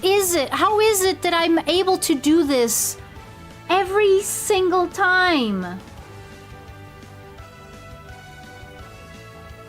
Every single time. Okay, Jonathan Pearson, I'm gonna have to ask you to read the rules because some of what you're saying is kind of edging on the little bit of little bit on topics that we don't usually like to go into all willy-nilly here on the streams. Okay? Like, don't worry too much. Don't worry too much, but do keep it in mind. Hazel. And Batman used to shoot people. Yep. They love... Oh, yeah. Right. They love eating guaraná. Because in Brazilian Portuguese, they're called lobo guará, which means guara wolf. And there's a fruit called the guaraná. There's actually a soda that's made from it that I really like.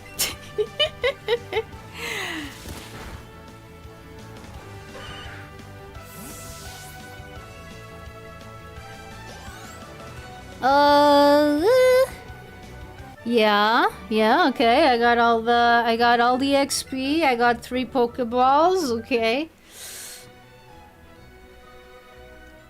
I didn't know that they called it wolf apple in the Japanese.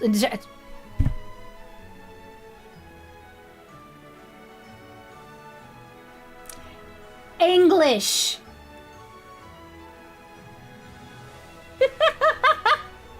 True. True Angel's advocate.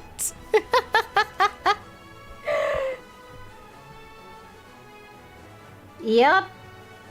I still remember the the commercials. É, eu vou desfilar todo peladão. Mas Tucano Júnior, lá em Portugal, o carnaval é no inverno. Povo doidão aquele, né? Konnichiwa! Urufu arupu apuru. Okami no ringo. Or if you want to take the no out, the okami ringo. Wolf apple Japanese, the more you know. Wait. I've actually never seen a Batman when you rip off the tag off your mattress. How are you gonna know how to dry and clean this thing?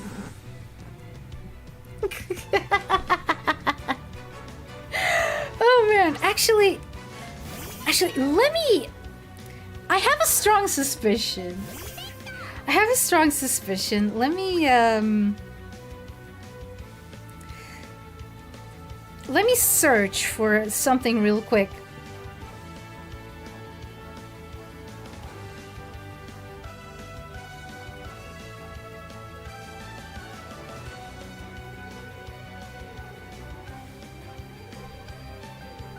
Wow, this look... Okay, sometimes it looks like eyeballs. Good to know.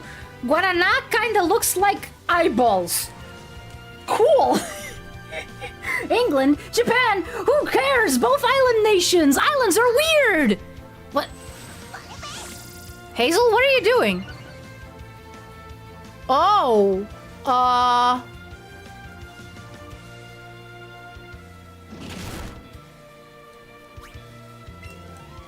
I guess the game thought that I was taking too long.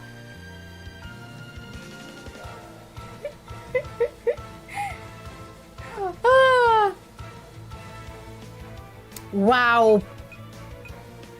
Of one show. Which show? Which show, by the way? That sounds like something that the Joker from The Batman could do. But I'm not sure if it was that one. Called by Pikachu, Reggie Watts, once in red and blue for the 3DS. Reggie Watts, huh? That wouldn't have anything to do with Reggie, the previous president of Nintendo before Bauer. Okay, Taco, when are you going? I'm sorry to push this on you, but when are you going to evolve? Because we kind of need the extra firepower, you know? Because it's Misty. I don't care if this is Let's Go Pikachu and Eevee. I care that it's Misty. Misty makes Misty scares me. Okay. The bat. No. Okay. No, it wasn't. It wasn't the Batman. Okay. It wasn't Mark Hamill. Was it Kevin Michael Richardson? Was it Kevin Michael Richardson? Because he's the one who voiced Joker in The Batman. The 2004 TV show. I have called Reggie Alecki personally. It's a Growlithe. I don't think I can get Growliths in this game though. Okay, let's see. Double kick the Growlithe. It's French shapes, but we have no choice. We have. Okay, what did the Joker look like in that one? Did he look more like the classic Joker, or did he look kind of like more hunched over and barefoot? Yeah, Kevin Michael Richardson voiced the Joker in The Batman, the 2004 TV show. I'm sorry, I just watched a bunch of Rin Penrose, and I think that I'm getting some of her affectations. He looked, I think, lanky. Okay, then it was not the Batman. Okay. I don't know then.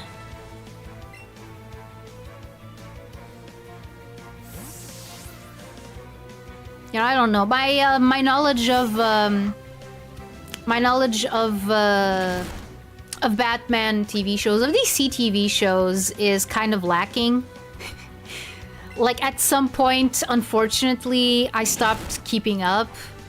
Like, it was after Green Lantern the Animated Series was unceremoniously, like, ended / cancelled. Like, after that, I don't think that I've kept up with, I mean, no, there was DC Superhero Girls. I forgot about that one.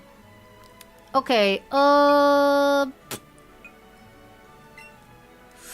okay, no, Hazel, you're gonna go in front because you're the best bet against most stuff. So I am just going to save and try to talk to this very nice man who is most definitely not part of any evil organizations whatsoever.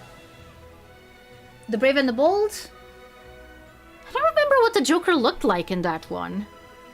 But I did watch it. Hunched, I think. Then probably it was. Yeah, there you go. There you go. Lanky, hunched, barefoot, yeah. Then yeah, it was Kevin Michael Richardson who voiced him in there.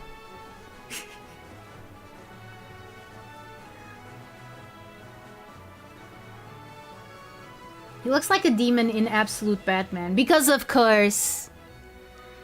Because of course.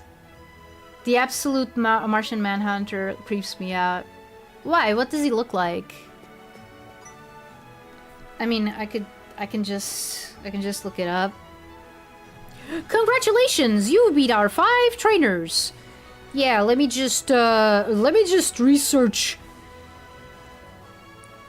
Okay, so the show is Absolute Batman, right? Absolute Batman. No. What? No. I've already searched Guarana. Absolute Batman.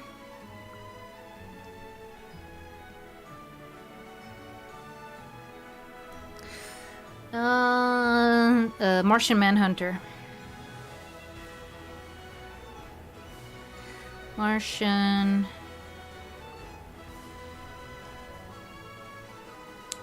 Manhunter.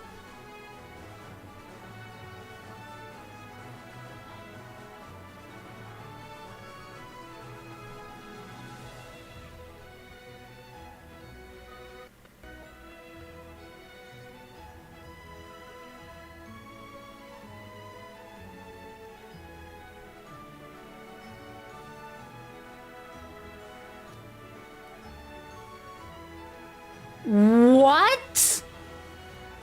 The...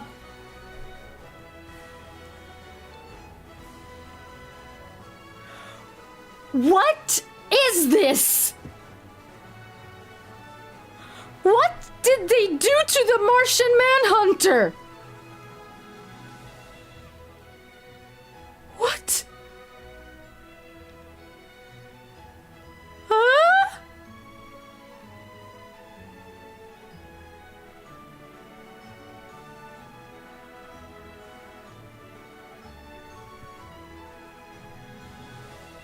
What? What is it? Okay, I don't think I'm gonna put it on screen because I don't wanna... Because I don't want anyone to... What is this? Should I put it on screen? So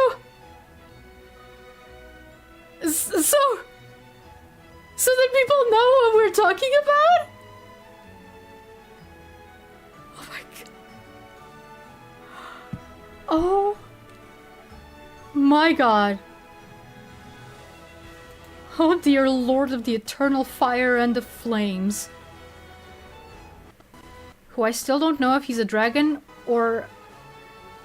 Who I still don't know if he's a dragon or a lion. Okay. Do it? Okay. I will. For you guys! For the Neophytes! Okay. Okay, no.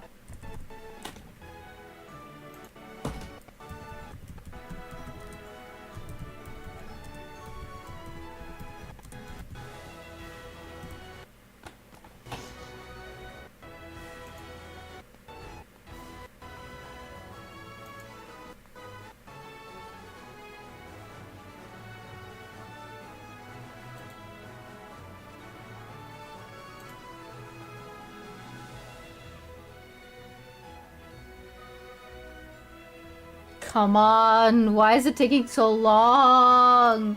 Okay, let's try this another way. No. What's wrong with the audio? Sometimes it does that, I'm sorry. I still haven't been able to figure out why it does that.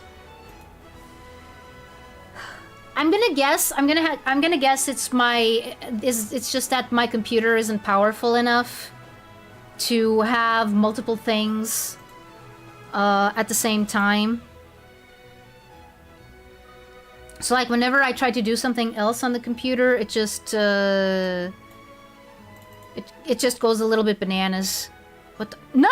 No! What? Whew. Okay.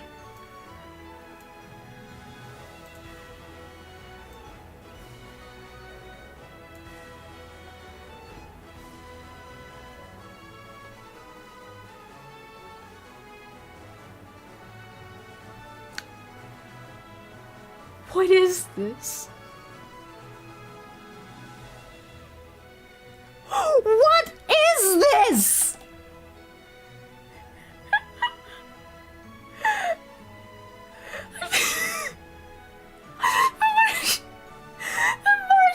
The Martian Manhunter. Why did you do this to him? What did you? Why? Why would anyone do this? Okay, I have to balance it out. I have to balance it out with something else.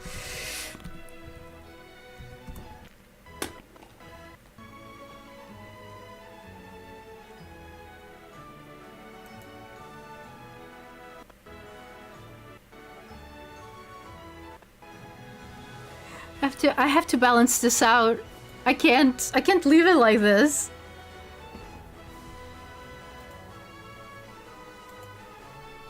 I can't leave it like this. Hold on. Help is on the way. Help is on the way.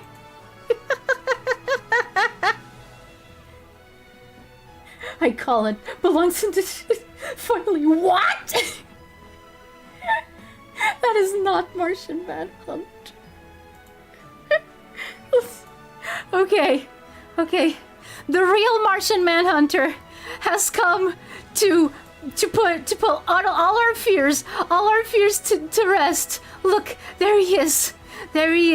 Sleek, clean, not creepy. There he is. No, everything is okay now.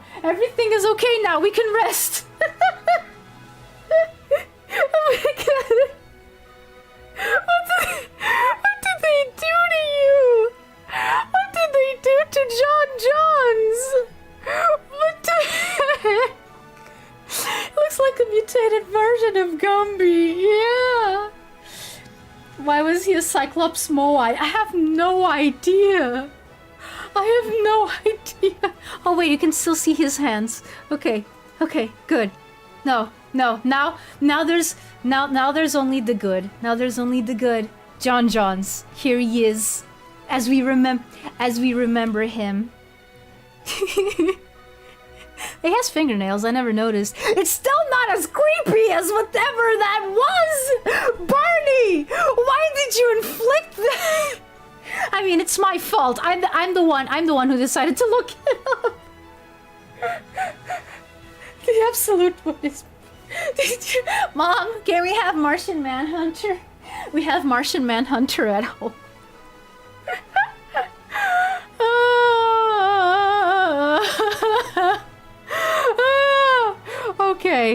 Okay, you know what? I am going to put him right here next to me so that he can protect us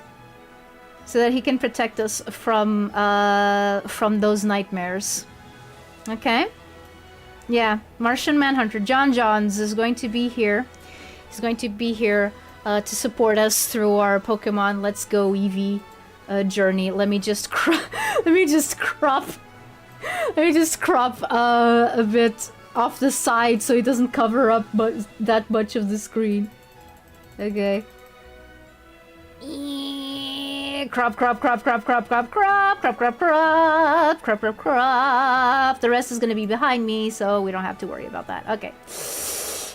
Okay, Mr. John Johns, what do you think? What do you think of Pokemon Let's Go Pikachu and Eevee? Do you think it was a good move for the Pokemon Company, for Game Freak to release this, or do you think that they should have used these resources on something else? Or maybe that the game should have been a little bit different, like, you know, a little bit less confusing when it comes to its premise? What are your thoughts?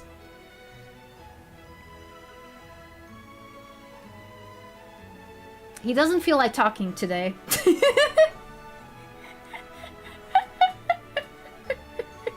thing was so cursed it broke the stream. Yup! The curse of absolute Batman Martian Manhunter. Emotional support Martian. Yeah, I'm surprised I've done this with the Martian Manhunter before I did with like Dr. Fate. But it is what it is. Wise words were never spoken. Stoic. I like that, yeah. I do wonder if the Martian Manhunter has crossed paths with Marvin, though. You know, for that crazy idea that I had of, you know, rebooting Lunatics Unleashed, I did have a thing. I did have a thing of there being two kinds of Martians. One's like Marvin, and others like that one baby from that one Chuck Jones shorts. I think it's called Rocket Pie Baby. So yeah, and that baby, by the way, a little bit grown up. Well, a version of that baby, a little bit grown up, called Mitt instead of Mott. Would be the Zadavia equivalent in that version of Lunatics Unleashed. Yeah, like at some point you would have to deal with a Martian invasion and the civil war on Mars, probably between the two different factions of completely different looking Martians or something like that. Or Martians just can shapeshift. I don't know. I hadn't thought that far. All that I knew is that I wanted Season 2 to be about a Martian invasion. Kind of like what DuckTales did with the moon invasion and whatnot. But yeah. Bebe Fugit. Yeah, there you go. Yeah. You just earned a fabulous prize. Yay, I got a nugget. I got money. No. Again, totally legit. We don't have any, like, we didn't have any ulterior motives. Why would you think that? So, War of the Worlds? Kind of, yeah. Okay, but what about the Queen from Duck Dodgers? Well, she's the same type of Martian. She's the same type of Martian as Marvin. Like I guess that would be obvious. Like, she doesn't have antenna, does she? Wait, when does Lunatics Unleashed take place? In the 27th century, I believe. In the 27th century. So around 2600 CE. Later, like, not like, you know, straight up 2600. Haha, Atari 2600! We went there again! Haha! Well, okay. Thanks, Lunatics Unleashed. Okay. But yeah, I think it's like 2697 or something like that. Around that time. So after Duck Dodgers, yes. Yes, it is. Yes, it is after Duck Dodgers. But I don't know if Duck Dodgers would be, like, canon. I don't think that it would. I don't think that it would be. Or maybe it could. I don't know. Like, okay, no. Get out of my mind. We're playing Pokemon. We're playing Pokemon. If you want, you can make, like, a whole stream just dedicated to your ideas for a Lunatics Unleashed reboot. Okay? Okay. Let's move on. Yeah, this guy wanted me to recruit me into... This guy wanted me to go to become a recruit of Team Rocket. And I don't want to. I don't want to wear a uniform. So yeah. No, it's... Quinn Tyranny is really cool looking. Yeah, no, she is. I mean, I know what you mean. But she is cool looking. I love how she looks.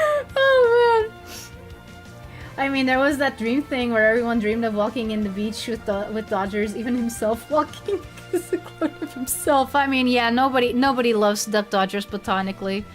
Only people in real life, like me. Hazel wants to learn Bite! Okay, yes, forget an old move. Imma? Okay, let's replace Tackle because we have Quick Attack. It does basically the same thing, but it's better.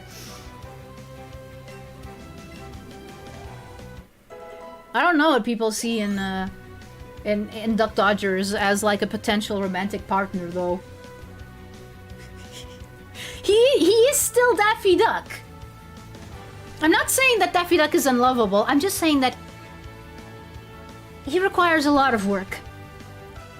It should have been me, not him. Have some killer moonshine I've been saving for an emergency, and this counts as one. Awesome. Awesome, go nuts. Just don't drink and drive. CWC attack? What does that mean, Filmrot? Oh no, wait, I don't wanna change. I don't wanna change, like, this is my best bet against this here coughing. You'd never have a boring day. I mean, yo, that is indeed true. That is indeed true. Whoa! No, seriously, hey, Hazel is broken. I mean, the partner Pokemon in this game is supposed to be broken, but like it's an EEVEE. I'm used to Pikachu being broken, not Eevee. I do think you probably don't want to know unless if you enjoy the lulz.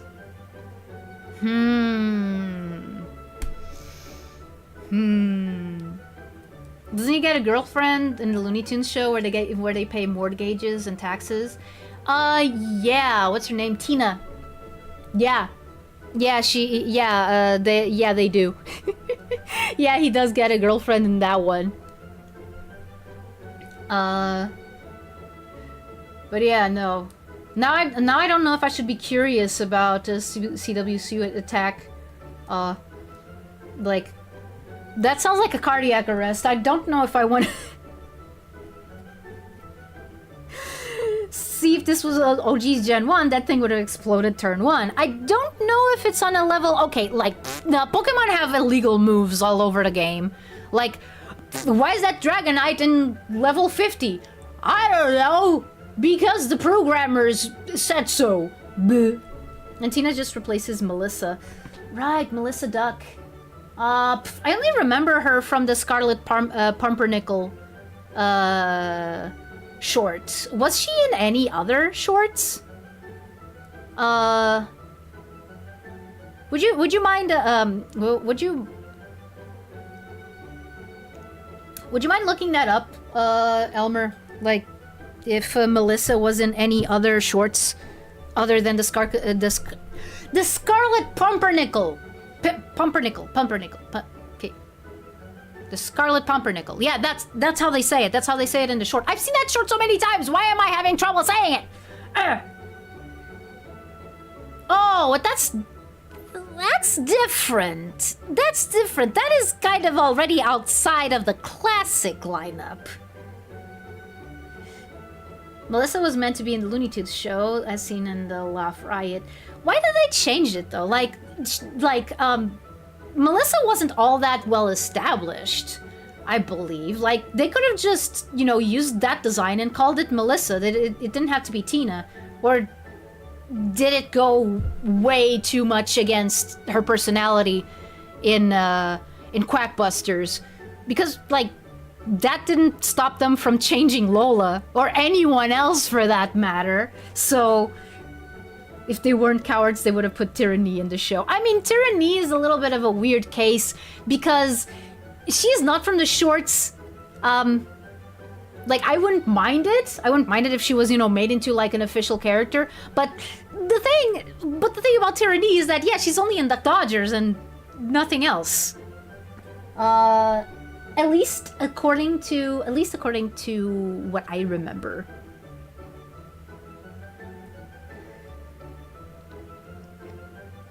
Daffy had a lot of Mrs. Ducks in the shorts. Oh, yeah. Speedruns just use EEVEE. I mean, I can see how it's possible.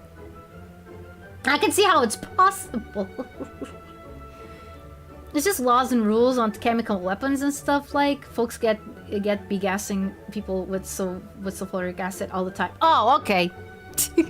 Okay.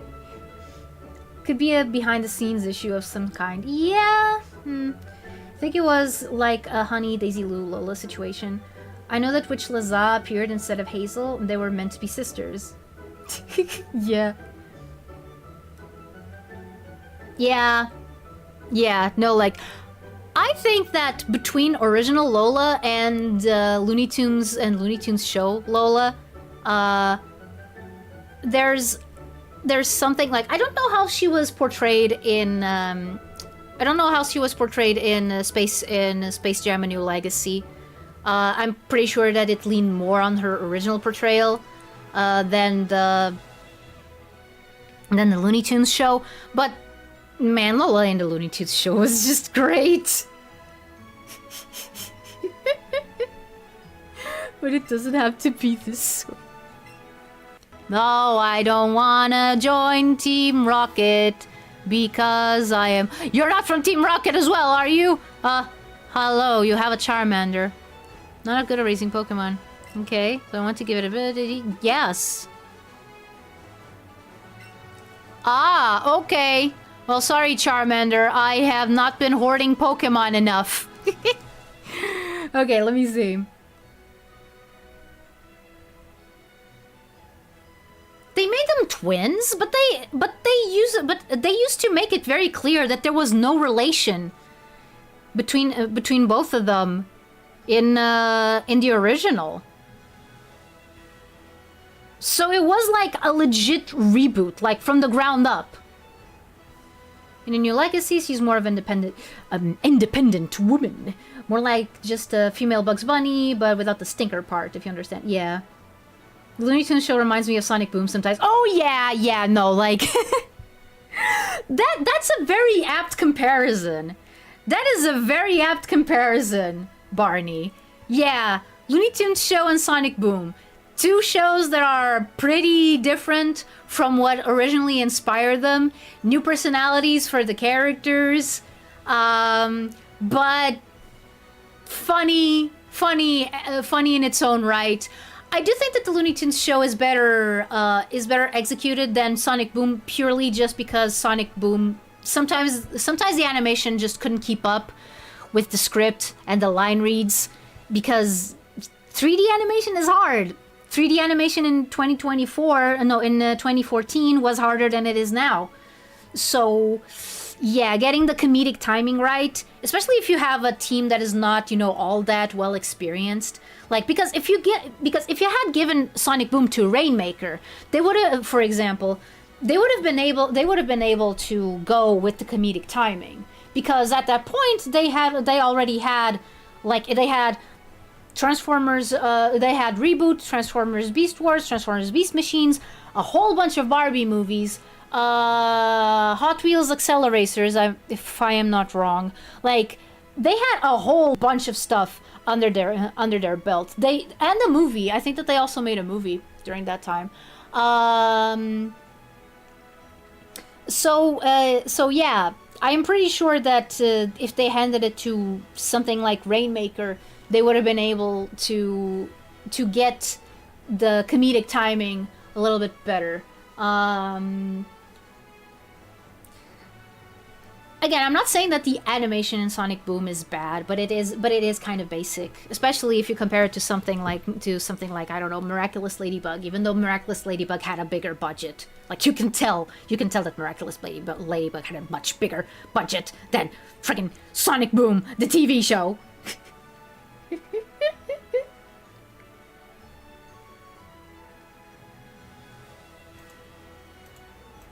Let me see.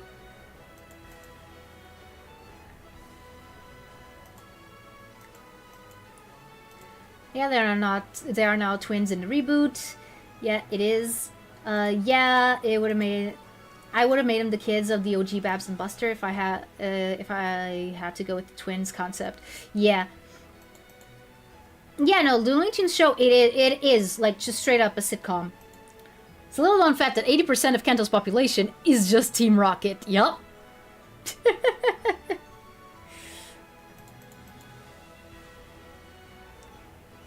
Oh my god, the Elmer's cheese. Because of course. Because of course. The meme thing. The one that everyone knows. And also the drama with Sylvester. Or Sonic Prime. Are you gonna sing the I Love You song? Lol, I had to do it.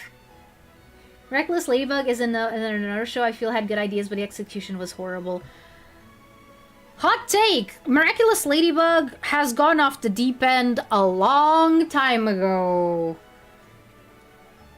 Actually, that is not a hot take. That is a tepid take at best, because that's the general consensus. Is that the Miraculous Ladybug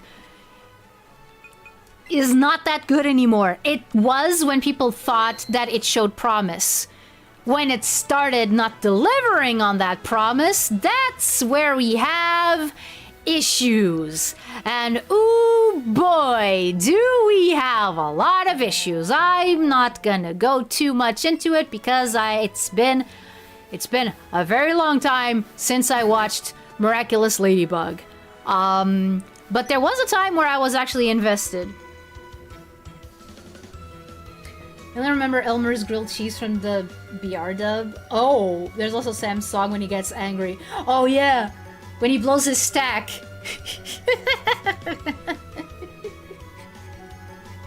I didn't know it was a meme. My friend put it on randomly one day because he wanted to watch the show, and I said no thanks, but maybe it is good. No, it is. It is good. The show is good.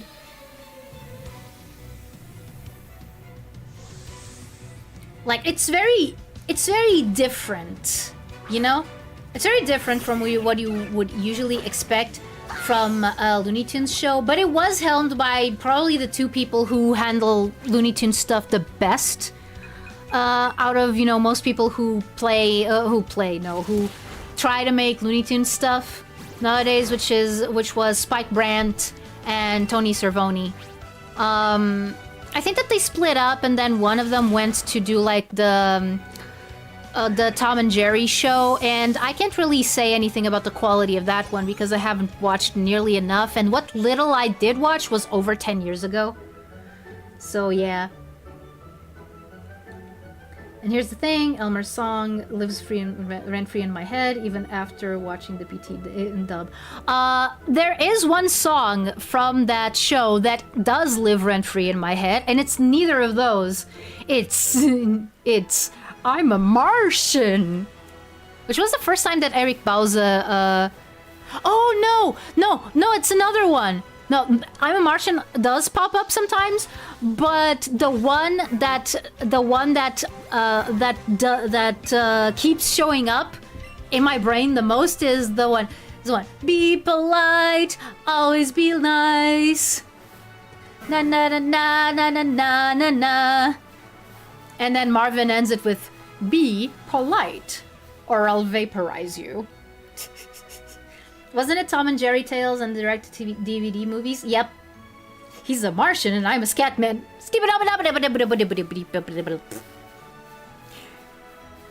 I'm a Scatman.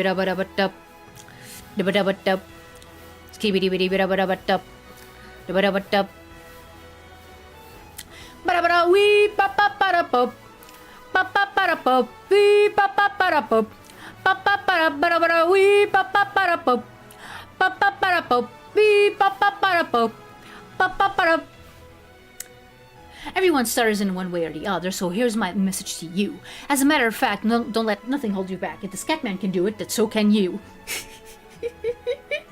I'm a Martian! Me and siblings were enjoying Miraculous Ladybug, but I hopped off the show when I noticed the love dodecahedron and questionable writing. Took a while for my siblings to later give up as well. Yeah. And the fact that the show presents that as something that's like I don't know, desirable or charming. Like, no! This is terrible! This is terrible! What are you trying to say? What are you trying to say, Thomas Struck? I'm starting to think that you have serious unsolved issues that you should probably not... Maybe you should not be in like a show running position, is what I mean. Had the Tom and Jerry movies with the original Sonart dubs before they released them dubbed. Then the movies were redubbed by current Matinga. Oh, then they most likely suck. Man, that's terrible. That's terrible. That's terrible to say. That's terrible to say, especially for someone who is kind of in the industry. But the thing. But I do have to be honest about. I do have to be honest about like the quality of the dubs coming out of there. It's been like the dubs coming out of there right now are way too sanitized to be considered good. Like even down to the acting, it's all like too squeaky clean. Like it has none of the edge that made. Oh, there's a Venonat. It has none of the edge that made Portuguese dubs into the institution that they supposedly are today. It's like they gave up on everything that made our dubs good. So yeah. That's my general opinion, and I don't know if it's a good thing that I'm talking about it again, because I don't know. Maybe it could. Okay, why is it on that side of the screen? No. Okay. Okay. Okay. Hey, olha, o bicho de Camões.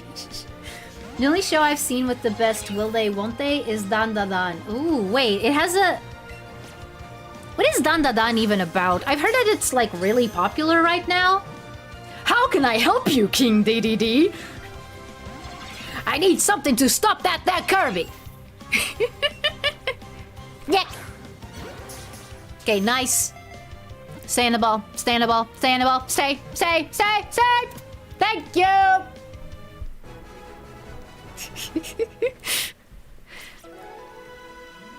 Martian Manhunter, you were dubbed by Sonart in the Portuguese dub. I don't remember the name of the actor who voiced you, but he interpreted you in a very...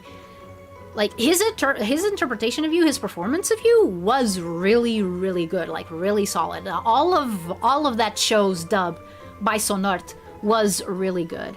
That was also dubbed in the early 2000s, before we had all of these problems with dubs and stuff.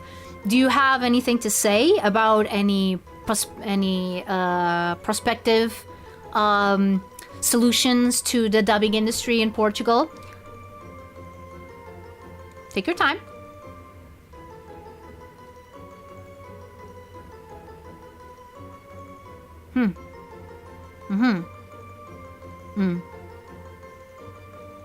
Very insightful commentary from Mr. John Johns over here.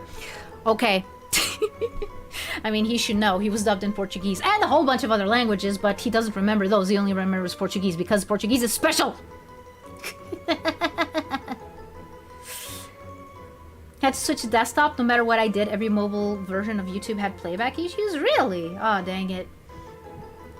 That's what we do best at NME.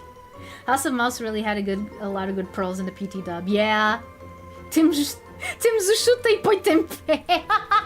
Oh my god. That is amazing. That is amazing. Okay, have a nice dinner. I'll be going to get mine in about half an hour. Okay, we got Vananad is slightly smaller than usual, but not small enough for the game to be like, oh my goodness, it's a tiny Venonat. What are you going to do with it? Punt it? No, I wouldn't be able to do that.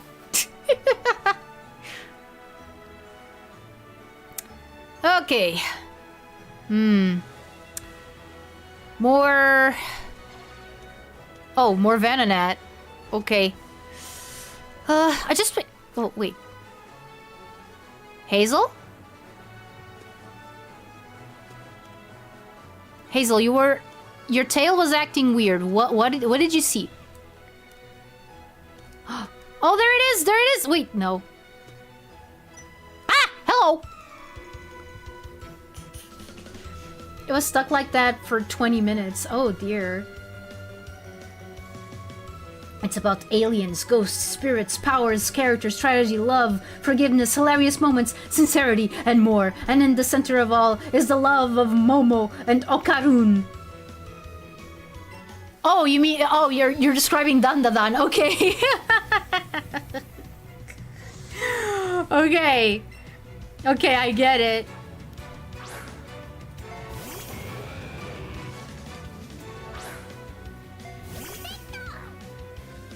Okay. He has double kick. I should be okay. Please watch Dandadan when you get the chance. Oh, wow. That's a very...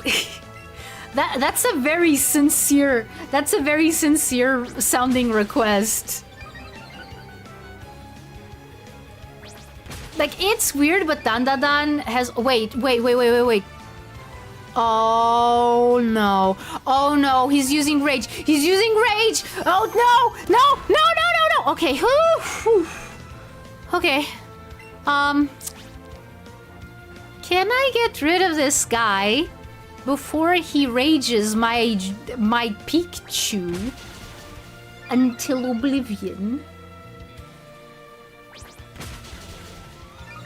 To oblivion, I mean. It's super effective, and now he uses rage, and he gets... Okay, no, we can still do it. We can still do it. We don't have to switch. We don't have to switch. Dandadan is absolutely bonkers, and I really enjoyed it. Okay. Okay, I guess I'll have to,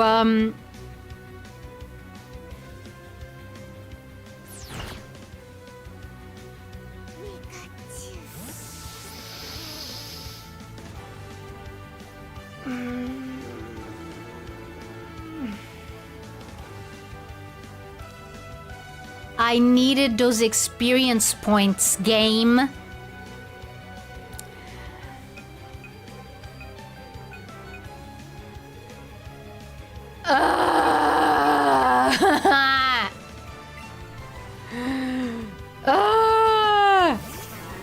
All of that just for a rogue rock throw to just wipe out my Pikachu. That is not... Ah! Okay, good. Now all the points go to Taco. Does Taco go up? Like, does he grow to level 17? No, Needy does. Needy grows to level 17. Okay, thanks for the Pokeballs. I'm gonna go off. Can't believe the tiny mouse lost to the giant rock snake. I know, right? Sounds so weird. Why would the tiny why would the tiny mouse lose to the giant snake? Snake. Okay, oh no. Hazel, where is the item? I see you signaling the item. Where is it? He's gonna evolve into the Pokemon that bites James's head. Yeah. Yeah, most likely. Yeah, I'm probably gonna keep Taco on the team. I'm not sure about like the rest of it. But I just noticed that it's a poison type versus a ground type. Because of course it is. Of course it is. Thalassa, you want to come in and help? No, you can't. You're a Magikarp. Okay, Titania, come here. Bro just threw a rock and said no.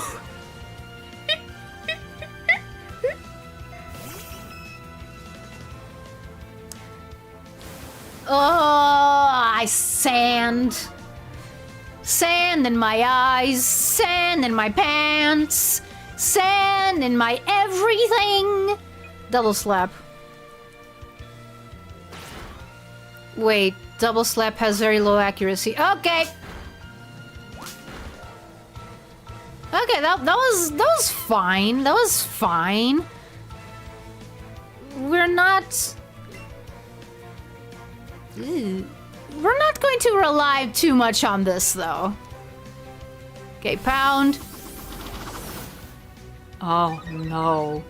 No, no, no, no, no. No, no, no. Get rid of it! Get rid of it now! Oh, wait, I thought it was double team. Okay, no, that's fine. It's fine. You still just have to contend with just one sand attack. That's fine. That's fine. Okay. Taco grew to level 17. He wants to learn to move poison powder. Let's see.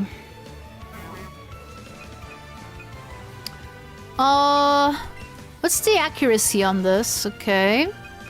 What about this? Oh, it's all 75. Okay. You know what? I'm barely gonna use Growth. I'm not gonna have time to use Growth. So, might as well get rid of it.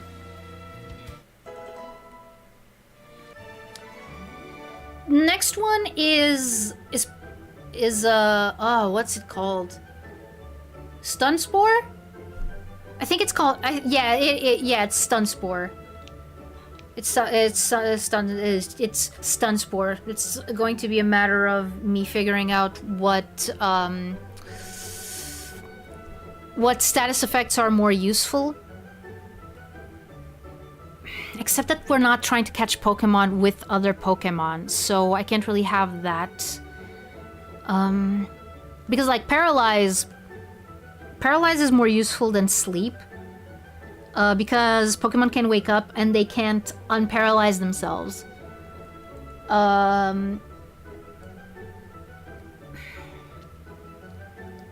But we're not playing a normal Pokemon game. We're not playing a normal Pokemon game. We're playing Let's Go, which means that I am not fighting.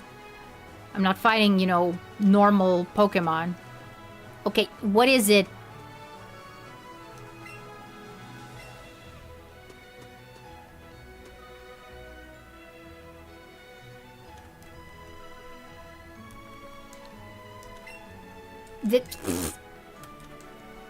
Where is it? Oh, hello. Hi, Needy. Okay.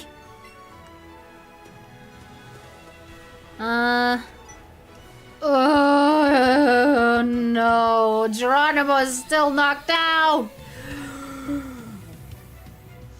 Okay, I definitely gotta go to the Pokemon Center after this one. That's a Pidgeotto! Oh no! Okay, let's try to beat it up. Let's bite it. But oh my goodness! Stop with the sand attacks. Jeez, that is so annoying, you guys. You looked at me funny. Let's battle.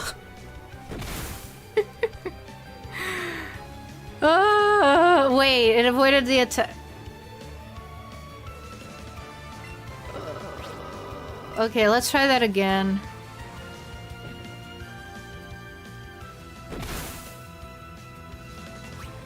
Let's try that again!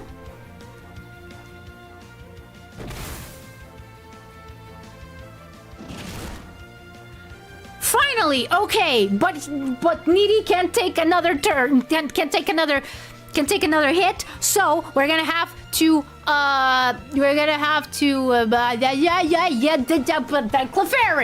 Clefairy, Titania, let's go.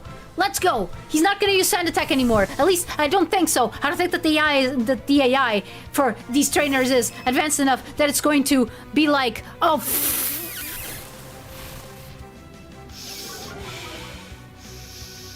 Frequently asked questions. Sand Attack. Stop with the sand attack! Oh my god! That was dinky. Even worse, you could...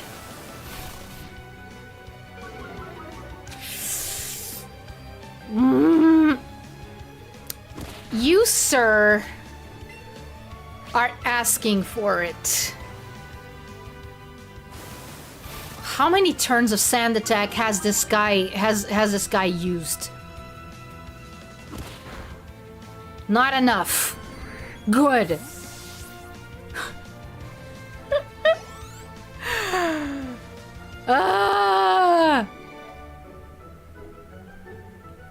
I'm decent and you're annoying. Okay, let's just go. Okay, Film Rod. I'll try. First, I'm gonna try to figure out just what the heck is Hazel trying to signal here. I'm not...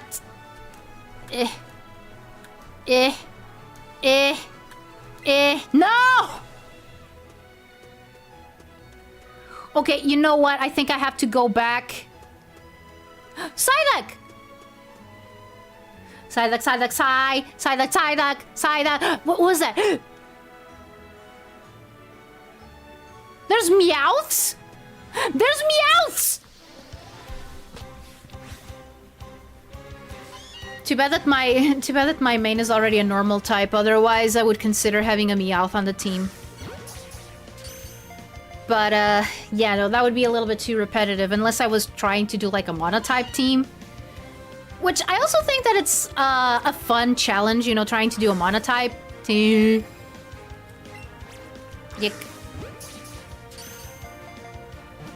You know, I'm being stubborn. I could use Great Balls at this point. But I don't want to waste them already. I don't want to spend them all, like, right now. Okay, Titania is finally at level 15. Good.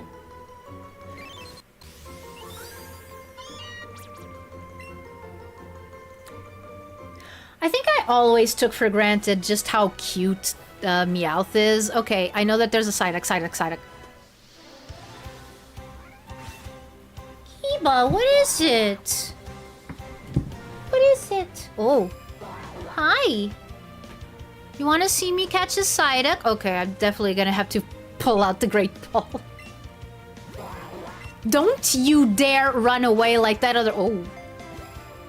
Oh.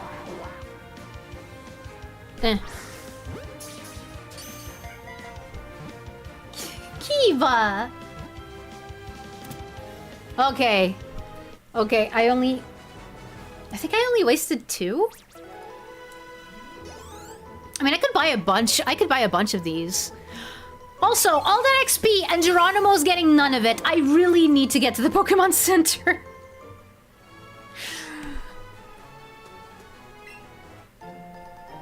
I really need to get to the Pokemon Center. Also, I was gonna say, oh, maybe I should put Psyduck on my team because, you know, water type. And then I remembered, wait, the next gym is Lieutenant Surge. That is a bad idea. Don't do it. Or if you're gonna do it later. Later, not right now. Right now it's a... I forgot that, like, it's accurate to the anime. Like Nurse Joy. I'm used to Nurse Joy being accurate to the anime. I'm not used to the police officers being accurate to Officer Jenny. So now I was a little bit jump scared by Officer Jenny over there in the corner.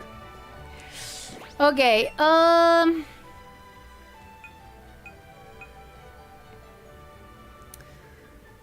okay, let's put Titania out of the ball for a bit. And Geronimo really needs to level up. Titania has caught up to him. Caught up and overcome. Oh boy.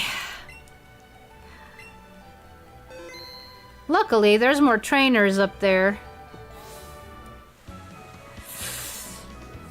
There are more trainers up there that I can,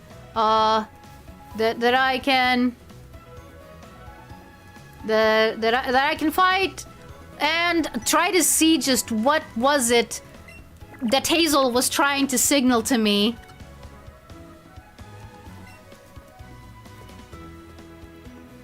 I thought they were always Officer Jenny. Is this Mandela effect? I mean, in red and blue they weren't. I think that in yellow they changed them a bit so that the sprite would match what Officer Jenny looks like a little bit more. But it's never been as blatant as this. Okay. So whatever it is, it's not on this side. Oh, wait. He was signaling this Pokeball this entire time! I could see that! I could see that, Hazel. Okay, I mean, maybe. Okay, maybe I would have missed it if you didn't point it out. So thanks, thanks, Hazel. Thanks, Hazel. You're a dear. You may be a destroyer, but you're a dear. Okay.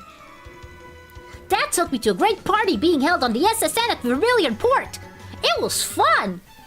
I got to hang out with all the gentlemen and gentle ladies and talk about office politics and society and the sociological effects of late-stage capitalism on a healthy person. It was a lot of fun. Okay, also this guy is trying to steal Jesse's mojo. Only Jesse is allowed to have Ekans. Luna, what is it? What is it? You don't want me to be here? You don't want me to be here streaming? Is that it? Aww. No, but I like streaming, Luna. I'm not gonna stop streaming just because you don't like it. Wanna go bed? Wanna go to bed? What are you trying to get out of the wastebasket? What?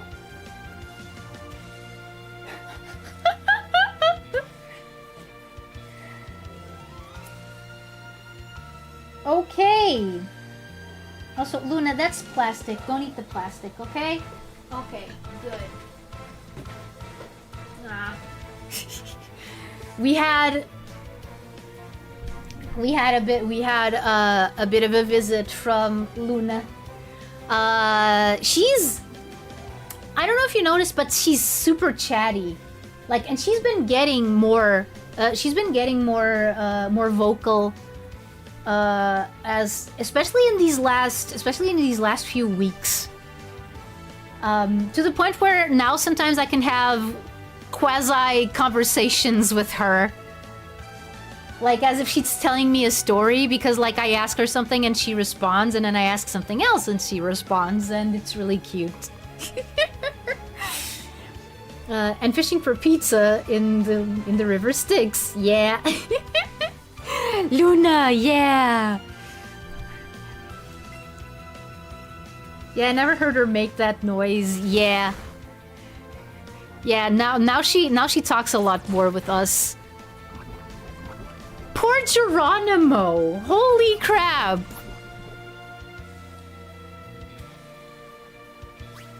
Geronimo just keeps he just keeps getting whacked across the face.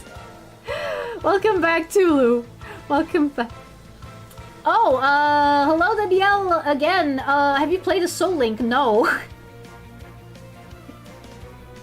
Just found a fix for desktop chat. Oh. Oh, awesome.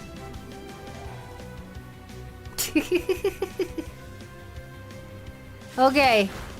Can you delete this Ekans before it deletes you, Geronimo? Like, at least the Ekans. I'm not gonna ask you to go to beat both Pokemon, but just the Ekans, okay? You need the XP. You really need the XP. You were supposed to be one of my aces against Misty. Oh my god.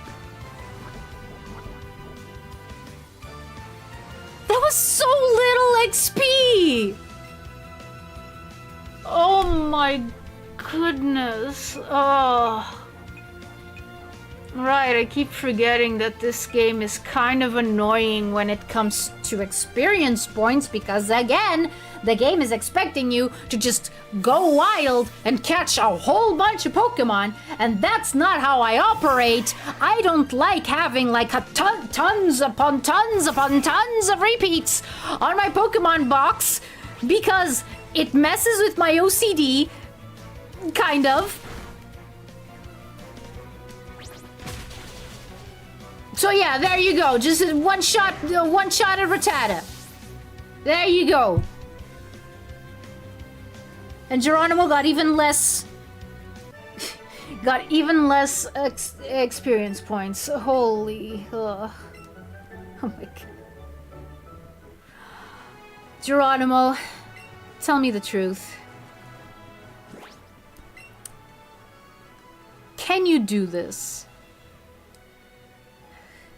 Mr. John Johns, otherwise known as the Martian Manhunter, do you think that Geronimo the Pikachu is going to be able to be an asset during the battle against Misty of the Cerulean Gym?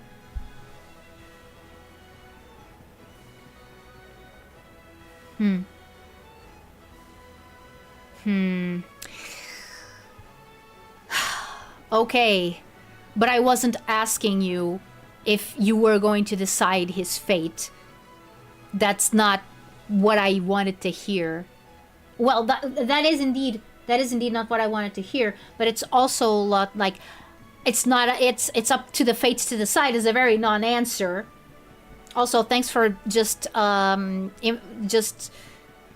imprinting that answer onto my brain so that nobody else can tell what you're actually saying.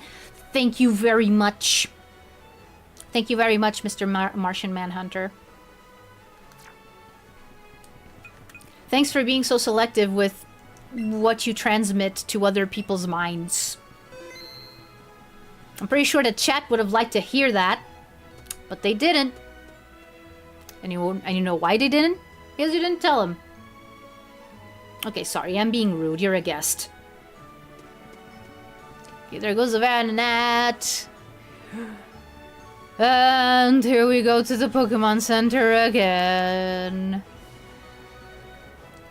See, when I used to play Pokemon Red,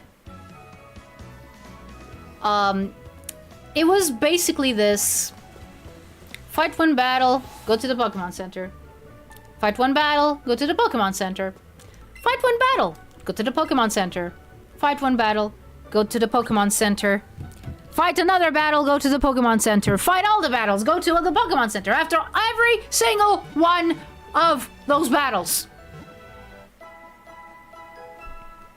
But usually it was because I was being overly cautious. It wasn't because my Pokemon kept getting blasted to oblivion by everything that moves, which is kind of what's happening to Geronimo right now.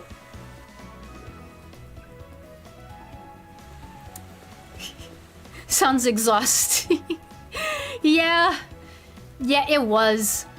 At least usually I was with my brother when I did that, so we would just like talk while I did that.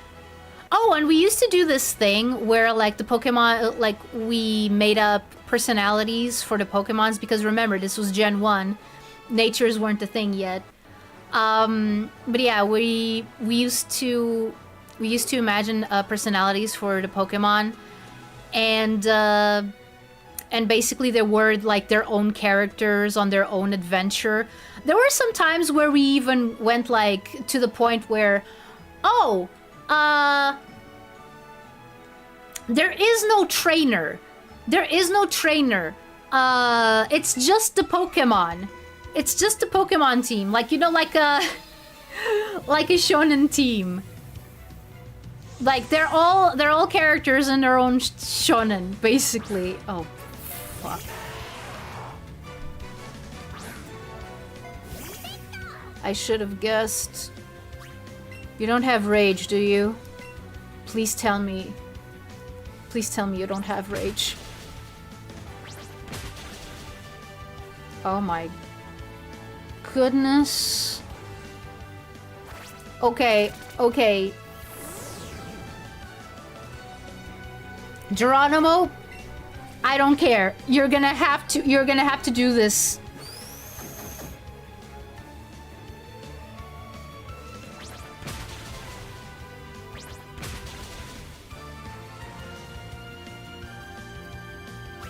Nope, nope, nope, not. Yep, regular RPG LARP, exactly. Also, nope, not doing this, not taking the chance, not a no, I am not risking Geronimo losing more XP because of this, bullcrap. No, you and your rage can go right to where the sun don't shine. Ah! What the?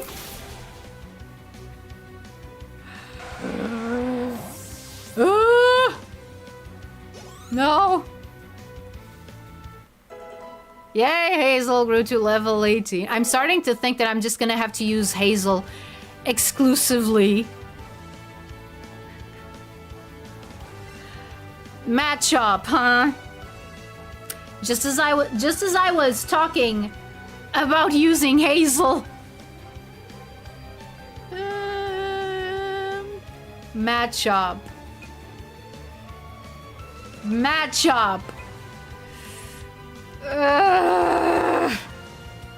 Titania, will you please learn a fairy type move, please? Please, you're making me look bad in front of the Martian Manhunter. You're making me look bad instead of the Martian Manhunter. Yeah, the Martian Manhunter looks pretty bad in Absolute Batman. Of course, I'm not referring to you, Mr. John Johns, Martian Manhunter from Justice League and Justice League Unlimited. You look fine. In fact, that's why you're here. To cleanse our eyes after that after Gumby. We don't talk about Gumby. Let us never speak of this again. Maybe. Is it funnier if we speak of it again or not? Because that's what we also have to think. Is it funnier if we speak of it or not?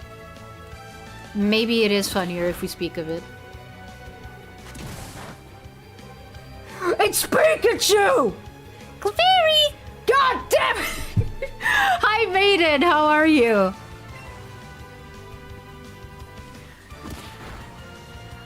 I am just about done with the stream, actually. I'm just going to go to the end of this. But like, I don't know, should I try to be Misty at least once so that at least we don't have oh crap. No, dang it. Oh no. Why do I have... The other one looked like a Ben 10 alien that was cut because it was too ugly. Someone didn't get the memo, apparently.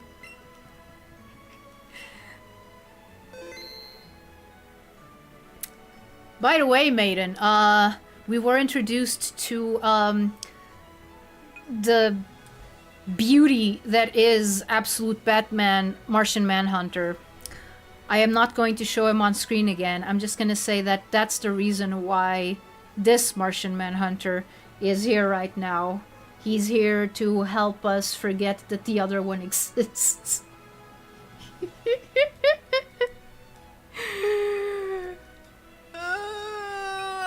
Okay, let me just check like what time it is. Oh, okay. I still have like around 13 minutes.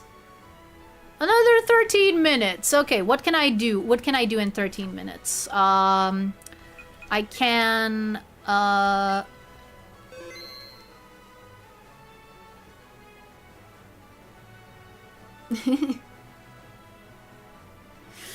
Can you remind me what Inazuma you were voice acting for? Inazuma 11 Orion.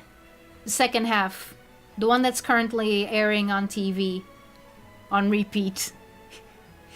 That's the one. Second half. Again, only second half. I wasn't there for the first half.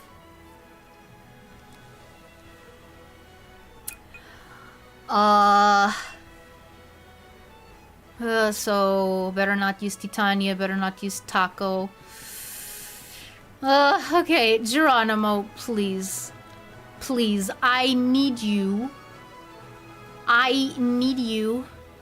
to not die. I need you to not die. I'm a picnicker. My boyfriend is a camper. Why are those two different? Can't you have picnics at camps? Are those incompatible?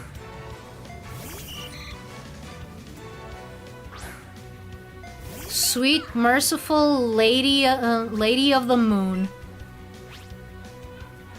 Finally, a good type matchup for Geronimo. Holy crap!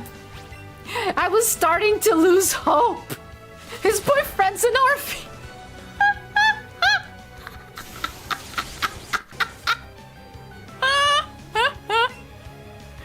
Okay, now let's not leave anything to chance. Just quick attack. Finally, Geronimo was able to beat one Pokemon, and oh my goodness, that is so little XP. That is so little XP. So hey, picnicker, have you heard of cargo cults?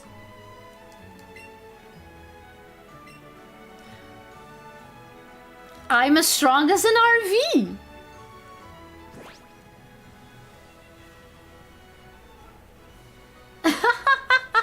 I mean, it is possible. Grandpa Max's RV has a date. So I was watching the correct one, although I heard your voice while looking away from the screen, and then like 5 characters started sounding like you, but I think I know which one you voiced. I voice a bunch of characters in there. I don't just voice one.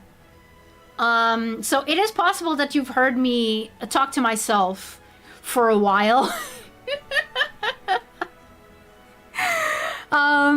But yeah. What about Optimus Prime? Okay, Optimus Prime is a little bit of a gray area because, like, he's a person. Like, he's a robot person. Okay, I am going to guess that this next guy is gonna have Sandshrew. You wanna bet? You wanna bet that he has a Sandshrew? Hello. Ah, there you go. Psst. See, this guy's the RV! Grandpa Max's RV has a... Yeah, no, okay, yeah. Yeah. No, I don't know. Do you think that Optimus Prime and Grandpa Max's RV would be a good match? Oh. I think I'm kind of pressing my luck here. Things don't usually...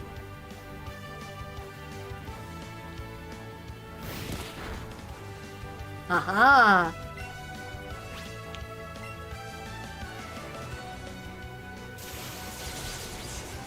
Then yeah. Yeah. No, you weren't going insane. You know, like, would they be a good match? Like, I don't even remember. Does Grandpa Max's RV have anything special other than it being like a secretly an operating, like, secretly, like, a secret organization, thing? Would Optimus Prime be into that? I have no idea. Aw, man! There goes my RV capabilities! I regret this conversation now. No. Oh well, my girlfriend will cheer me up. Okay. Thank you. And I'll just take this bowl, please. Oh, Thunder Wave. Okay, I'll teach it to Pikachu later. It flies and he keeps railguns in it. Okay, that's a little bit too much weapon of war. Let's see. It's just a freaking object. But it could have a whole religion started around it. That's why I asked if that picnicker knew about cargo cults. Also, I don't know. What time is it? 7. Okay, so I have 7 minutes. Okay, I'm gonna leave this lass over here. I'm gonna leave this lass over here, and I am going to try to beat Misty. At least once. Because I really didn't want to finish this stream without at least attempting to beat Misty. It has no sense. That's offensive to RVs. What would Camper, whatever his name, say about that, Tulu? Huh? What would he say? Probably nothing. I don't think he has a brain. Are we worshipping the science mystery?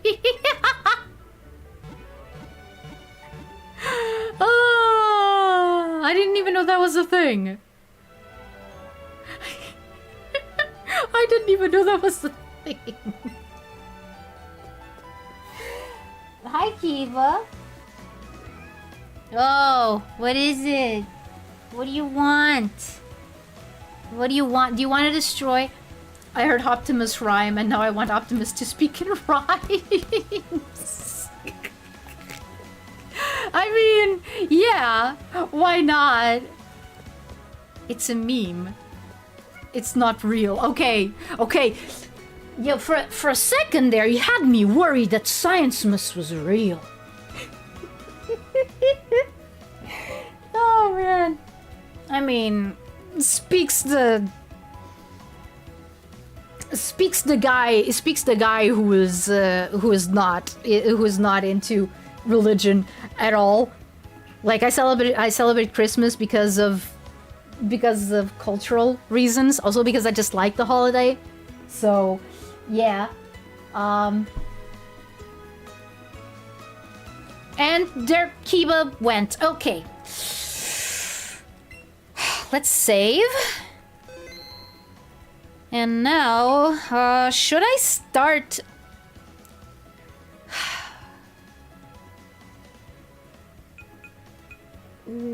Okay, I'm going to. Sorry, Geronimo, but it has been proven time and time again that you have a little bit of trouble with the. Like atheists when their presents don't evolve under the science mystery. Cool it, fellas. He's married to science. I mean, yeah. When I say that I'm the most skeptic shaman you'll ever meet, I mean it. Like, I'm not gonna say like anything about, you know, specifically. Take your own conclusions. Take your own conclusions out of what I say. But basically,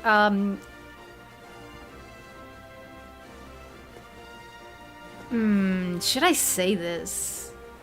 Should I say this? Is it too on the nose?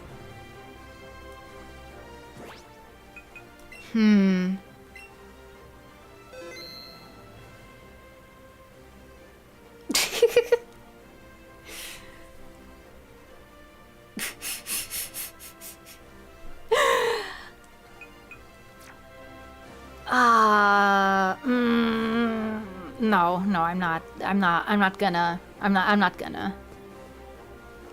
But to be honest,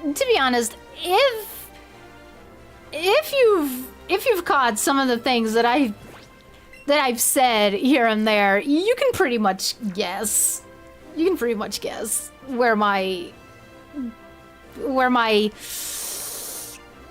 beliefs lie. At least outside of Atlantis. Because, you know, Atlantis is a whole different thing. Like, it's its own universe. So, it's different. Okay, I'm gonna shut up now. We're gonna fight Misty. I really like that pearl that you have there. Oh man, I don't remember. Misty's voice. Misty's voice. Can I do Misty's voice? I mean, I could if it was in Portuguese, kinda. Okay, I'm just gonna do, okay, if someone asked me, okay, you're gonna voice Misty, I'm just gonna do the voice that I would use for Misty. I almost call her, My conclusion is Francinha is peak. Yes, it is. Yes, it is, 100%. We can all agree on that. Hi, you're a new face. What's your policy on Pokemon? What's your approach? Don't get too many repeats. Don't care that much about natures. Hi, Zed. How are you? My policy for battle is an all-out offensive with water-type Pokemon.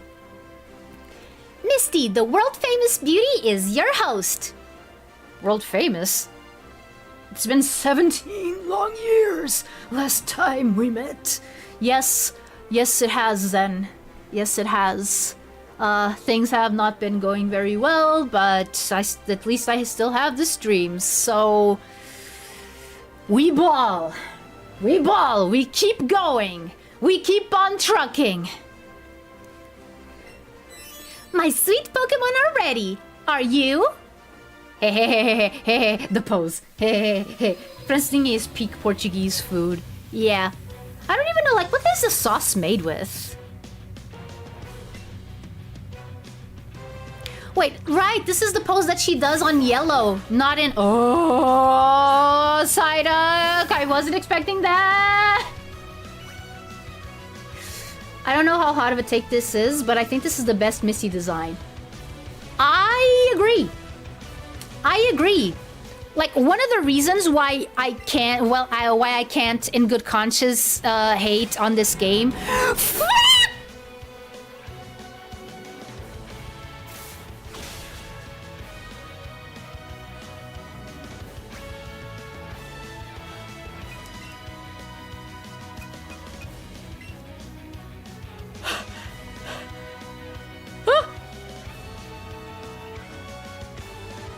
Oh, well, like, in this timeline, like her Jono design is her Jono design. Well, her gold and silver design is really good as well.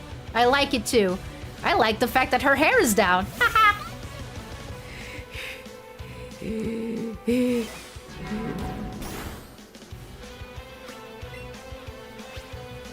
Geronimo coming in clutch.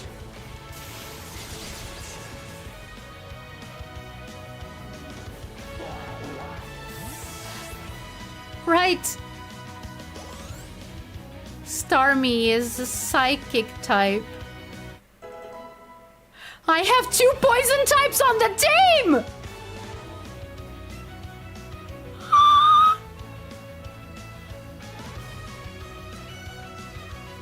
I have 2 poison types and a Magikarp!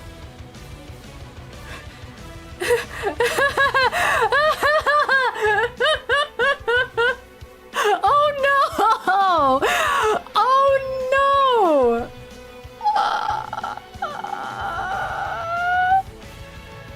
Keep battling! Oops, indeed!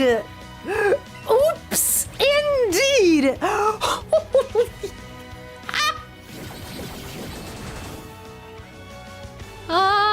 Psywave! It's super effective, and it only did that. Okay, at least Starmie is paralyzed. Okay. Yellow and electric type. Lol and Emolga. This is the best Emolga I've ever seen. Too bad it doesn't fly.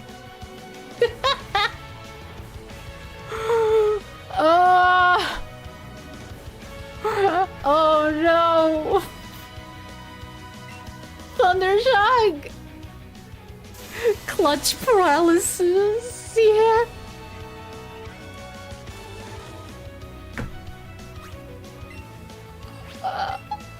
Indeed! Wait a second, wait a second. Wait a second. Too late! I was thinking, okay, maybe I can... It has yellow parts, yes. But it's mostly white and black. Much like the Michael Jackson song. What am I saying? What am I saying? No! Okay. Hazel! Wait!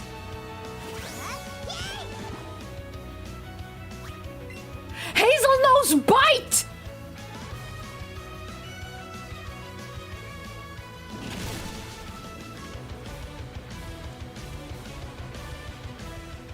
Please survive, please survive, please survive, please survive. Okay. Oh.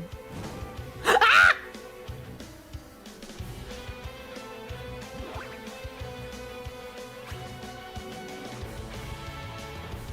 Oh well.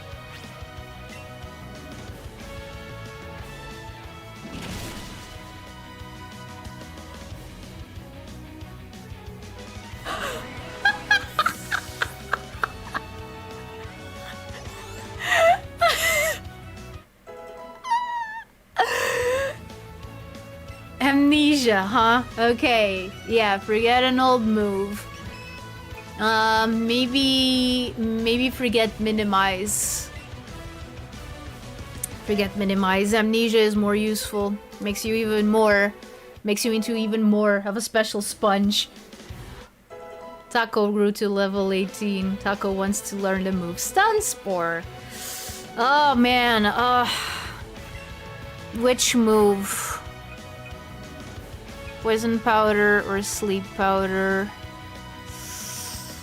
I think I'm gonna get rid of sleep powder because poison and paralysis are like permanent. Unless the trainer uses an item, they're not gonna go away. Whereas sleep powder, there's a chance that the Pokemon may wake up every turn.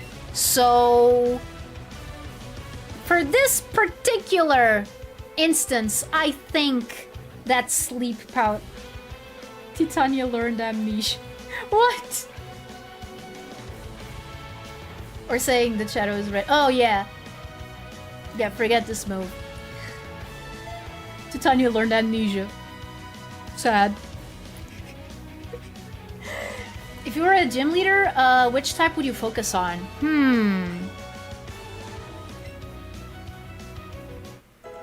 Good question. Wow, you're too much. You're too much. Dang it. Alright, you can have a cascade badge to show you beat me. Hightail! A cascade badge makes Pokemon up to level 30 from other trainers listen to you. And you can also have my favorite TM. Scald. TM29 teaches Pokemon... Okay, yeah. What do you have to say? Oh, okay, that's exactly what you... Steal so you can have Lucario and still be somewhat Atlantis related. Yeah, no, here's the thing. I have been thinking about that a little bit. The types that would make most sense for me to specialize in would be probably like water because Atlantis, psychic or ghost because shaman. I think that there was another one. No, it was probably just those. But yeah, there's the problem. Lucario isn't any of those types. So if I was a gym leader, I don't think that I could have Lucario, sadly. I could still have one of the Eevees though. Oh, I've also thought of ice because of crystals and stuff, but that's not, you know, that's not right. That is not correct. How can you learn a move you can't remember?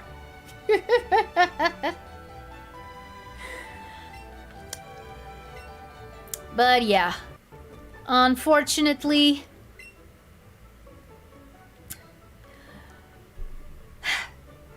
I don't think that I would have a Lucario if I was a gym leader. Which is very sad. Why do I keep... Why does he keep being so distant? Dang it. Because yeah, like having fighting types, that makes no sense. That makes no sense. I'm a noodle. I'm a skinny floppy noodle. Like fighting type doesn't make sense. Psychic or dark for me. Psychic powers are my favorite, and dark types are basically heals. Yeah, with Gen 9, you could just have Lucario terrestrialize into a water type. I mean, yeah, no, that is true. That is true. Lucario can learn Water Pulse, too. Yeah. They play dirty. Ooh. Okay.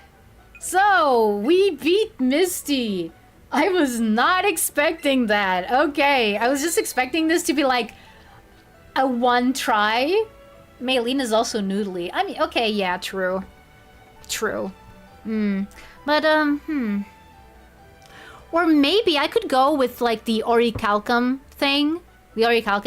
And, yeah, specialize in steel. Like, what other steel types are there that I like? I mean, there's Scizor. I love Scizor. I like Bronzor, too. Jirachi, but that's a mythical. I do think that I tried to make a monotype team with just steel types once. Just to see if I could. Oh man. The Pokédex is kind of Tinkaton! Tinkaton is also steel. Tinkaton is also steel. And I do like Tinkaton. Okay, how many Pokemon did I say? Lucario, Scizor, Bronzong. Oh, Jirachi doesn't count. Tinkaton. And I forgot about Corina. Yeah. Yeah, she kind of has the whole Lucario thing. Again. Yeah, no, like, I know that if I was a gym leader, that my main would not be a Lucario. Because you can't repeat... Wait, no, you can repeat mains. You can repeat mains, like Maylene and Corina have Lucario. Tinkaton is great. I would personally go with Steel. Tinkaton is peak, and I like robots. Yeah. Wait, let me... yeah, right before I end stream, I'm just going to... do a quick search. Let me see all the steel types. Steel type. Because we were already... Okay, so Lucario, Scizor, Bronzong, and the Tinkaton. Let's see if I could try to get another two. I also like Mawile. I like Beldum.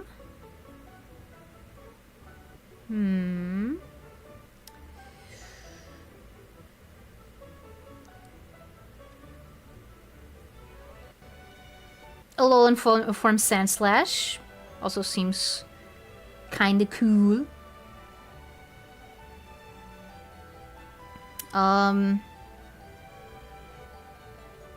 Excadrill used to be freaking broken.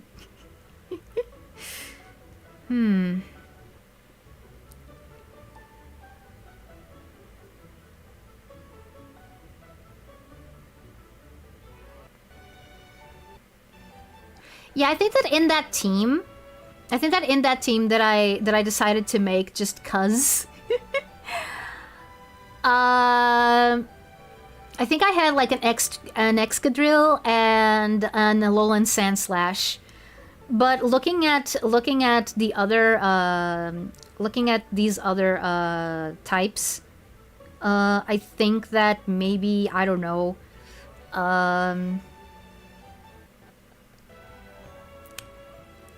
Agorn? No. Mawile? That's two steel type. That's two steel, like. I mean, there's also Goldango. Goldango.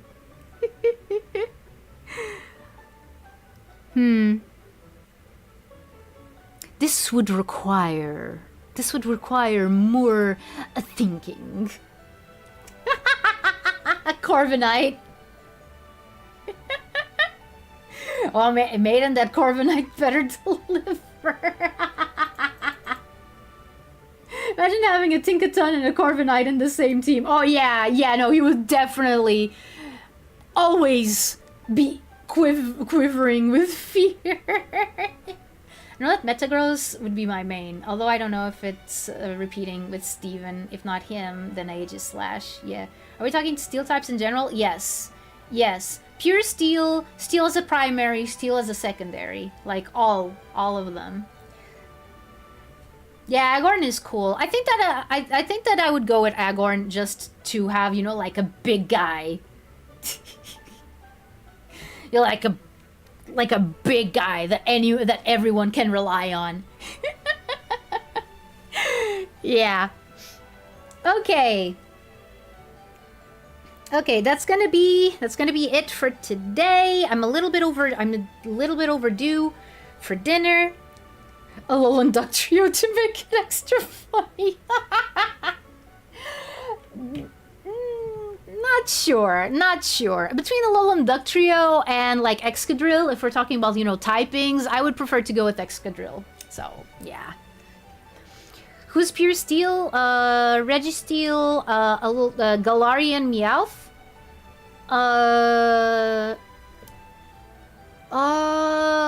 Copperaja?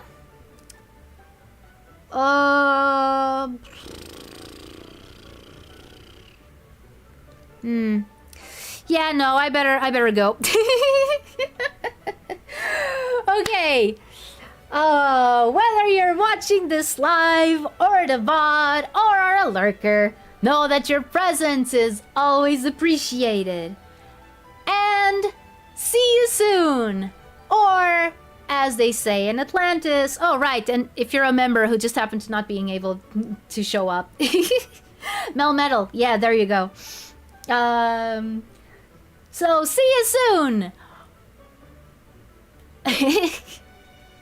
Or as they say in Atlantis, EEVEE. Bye.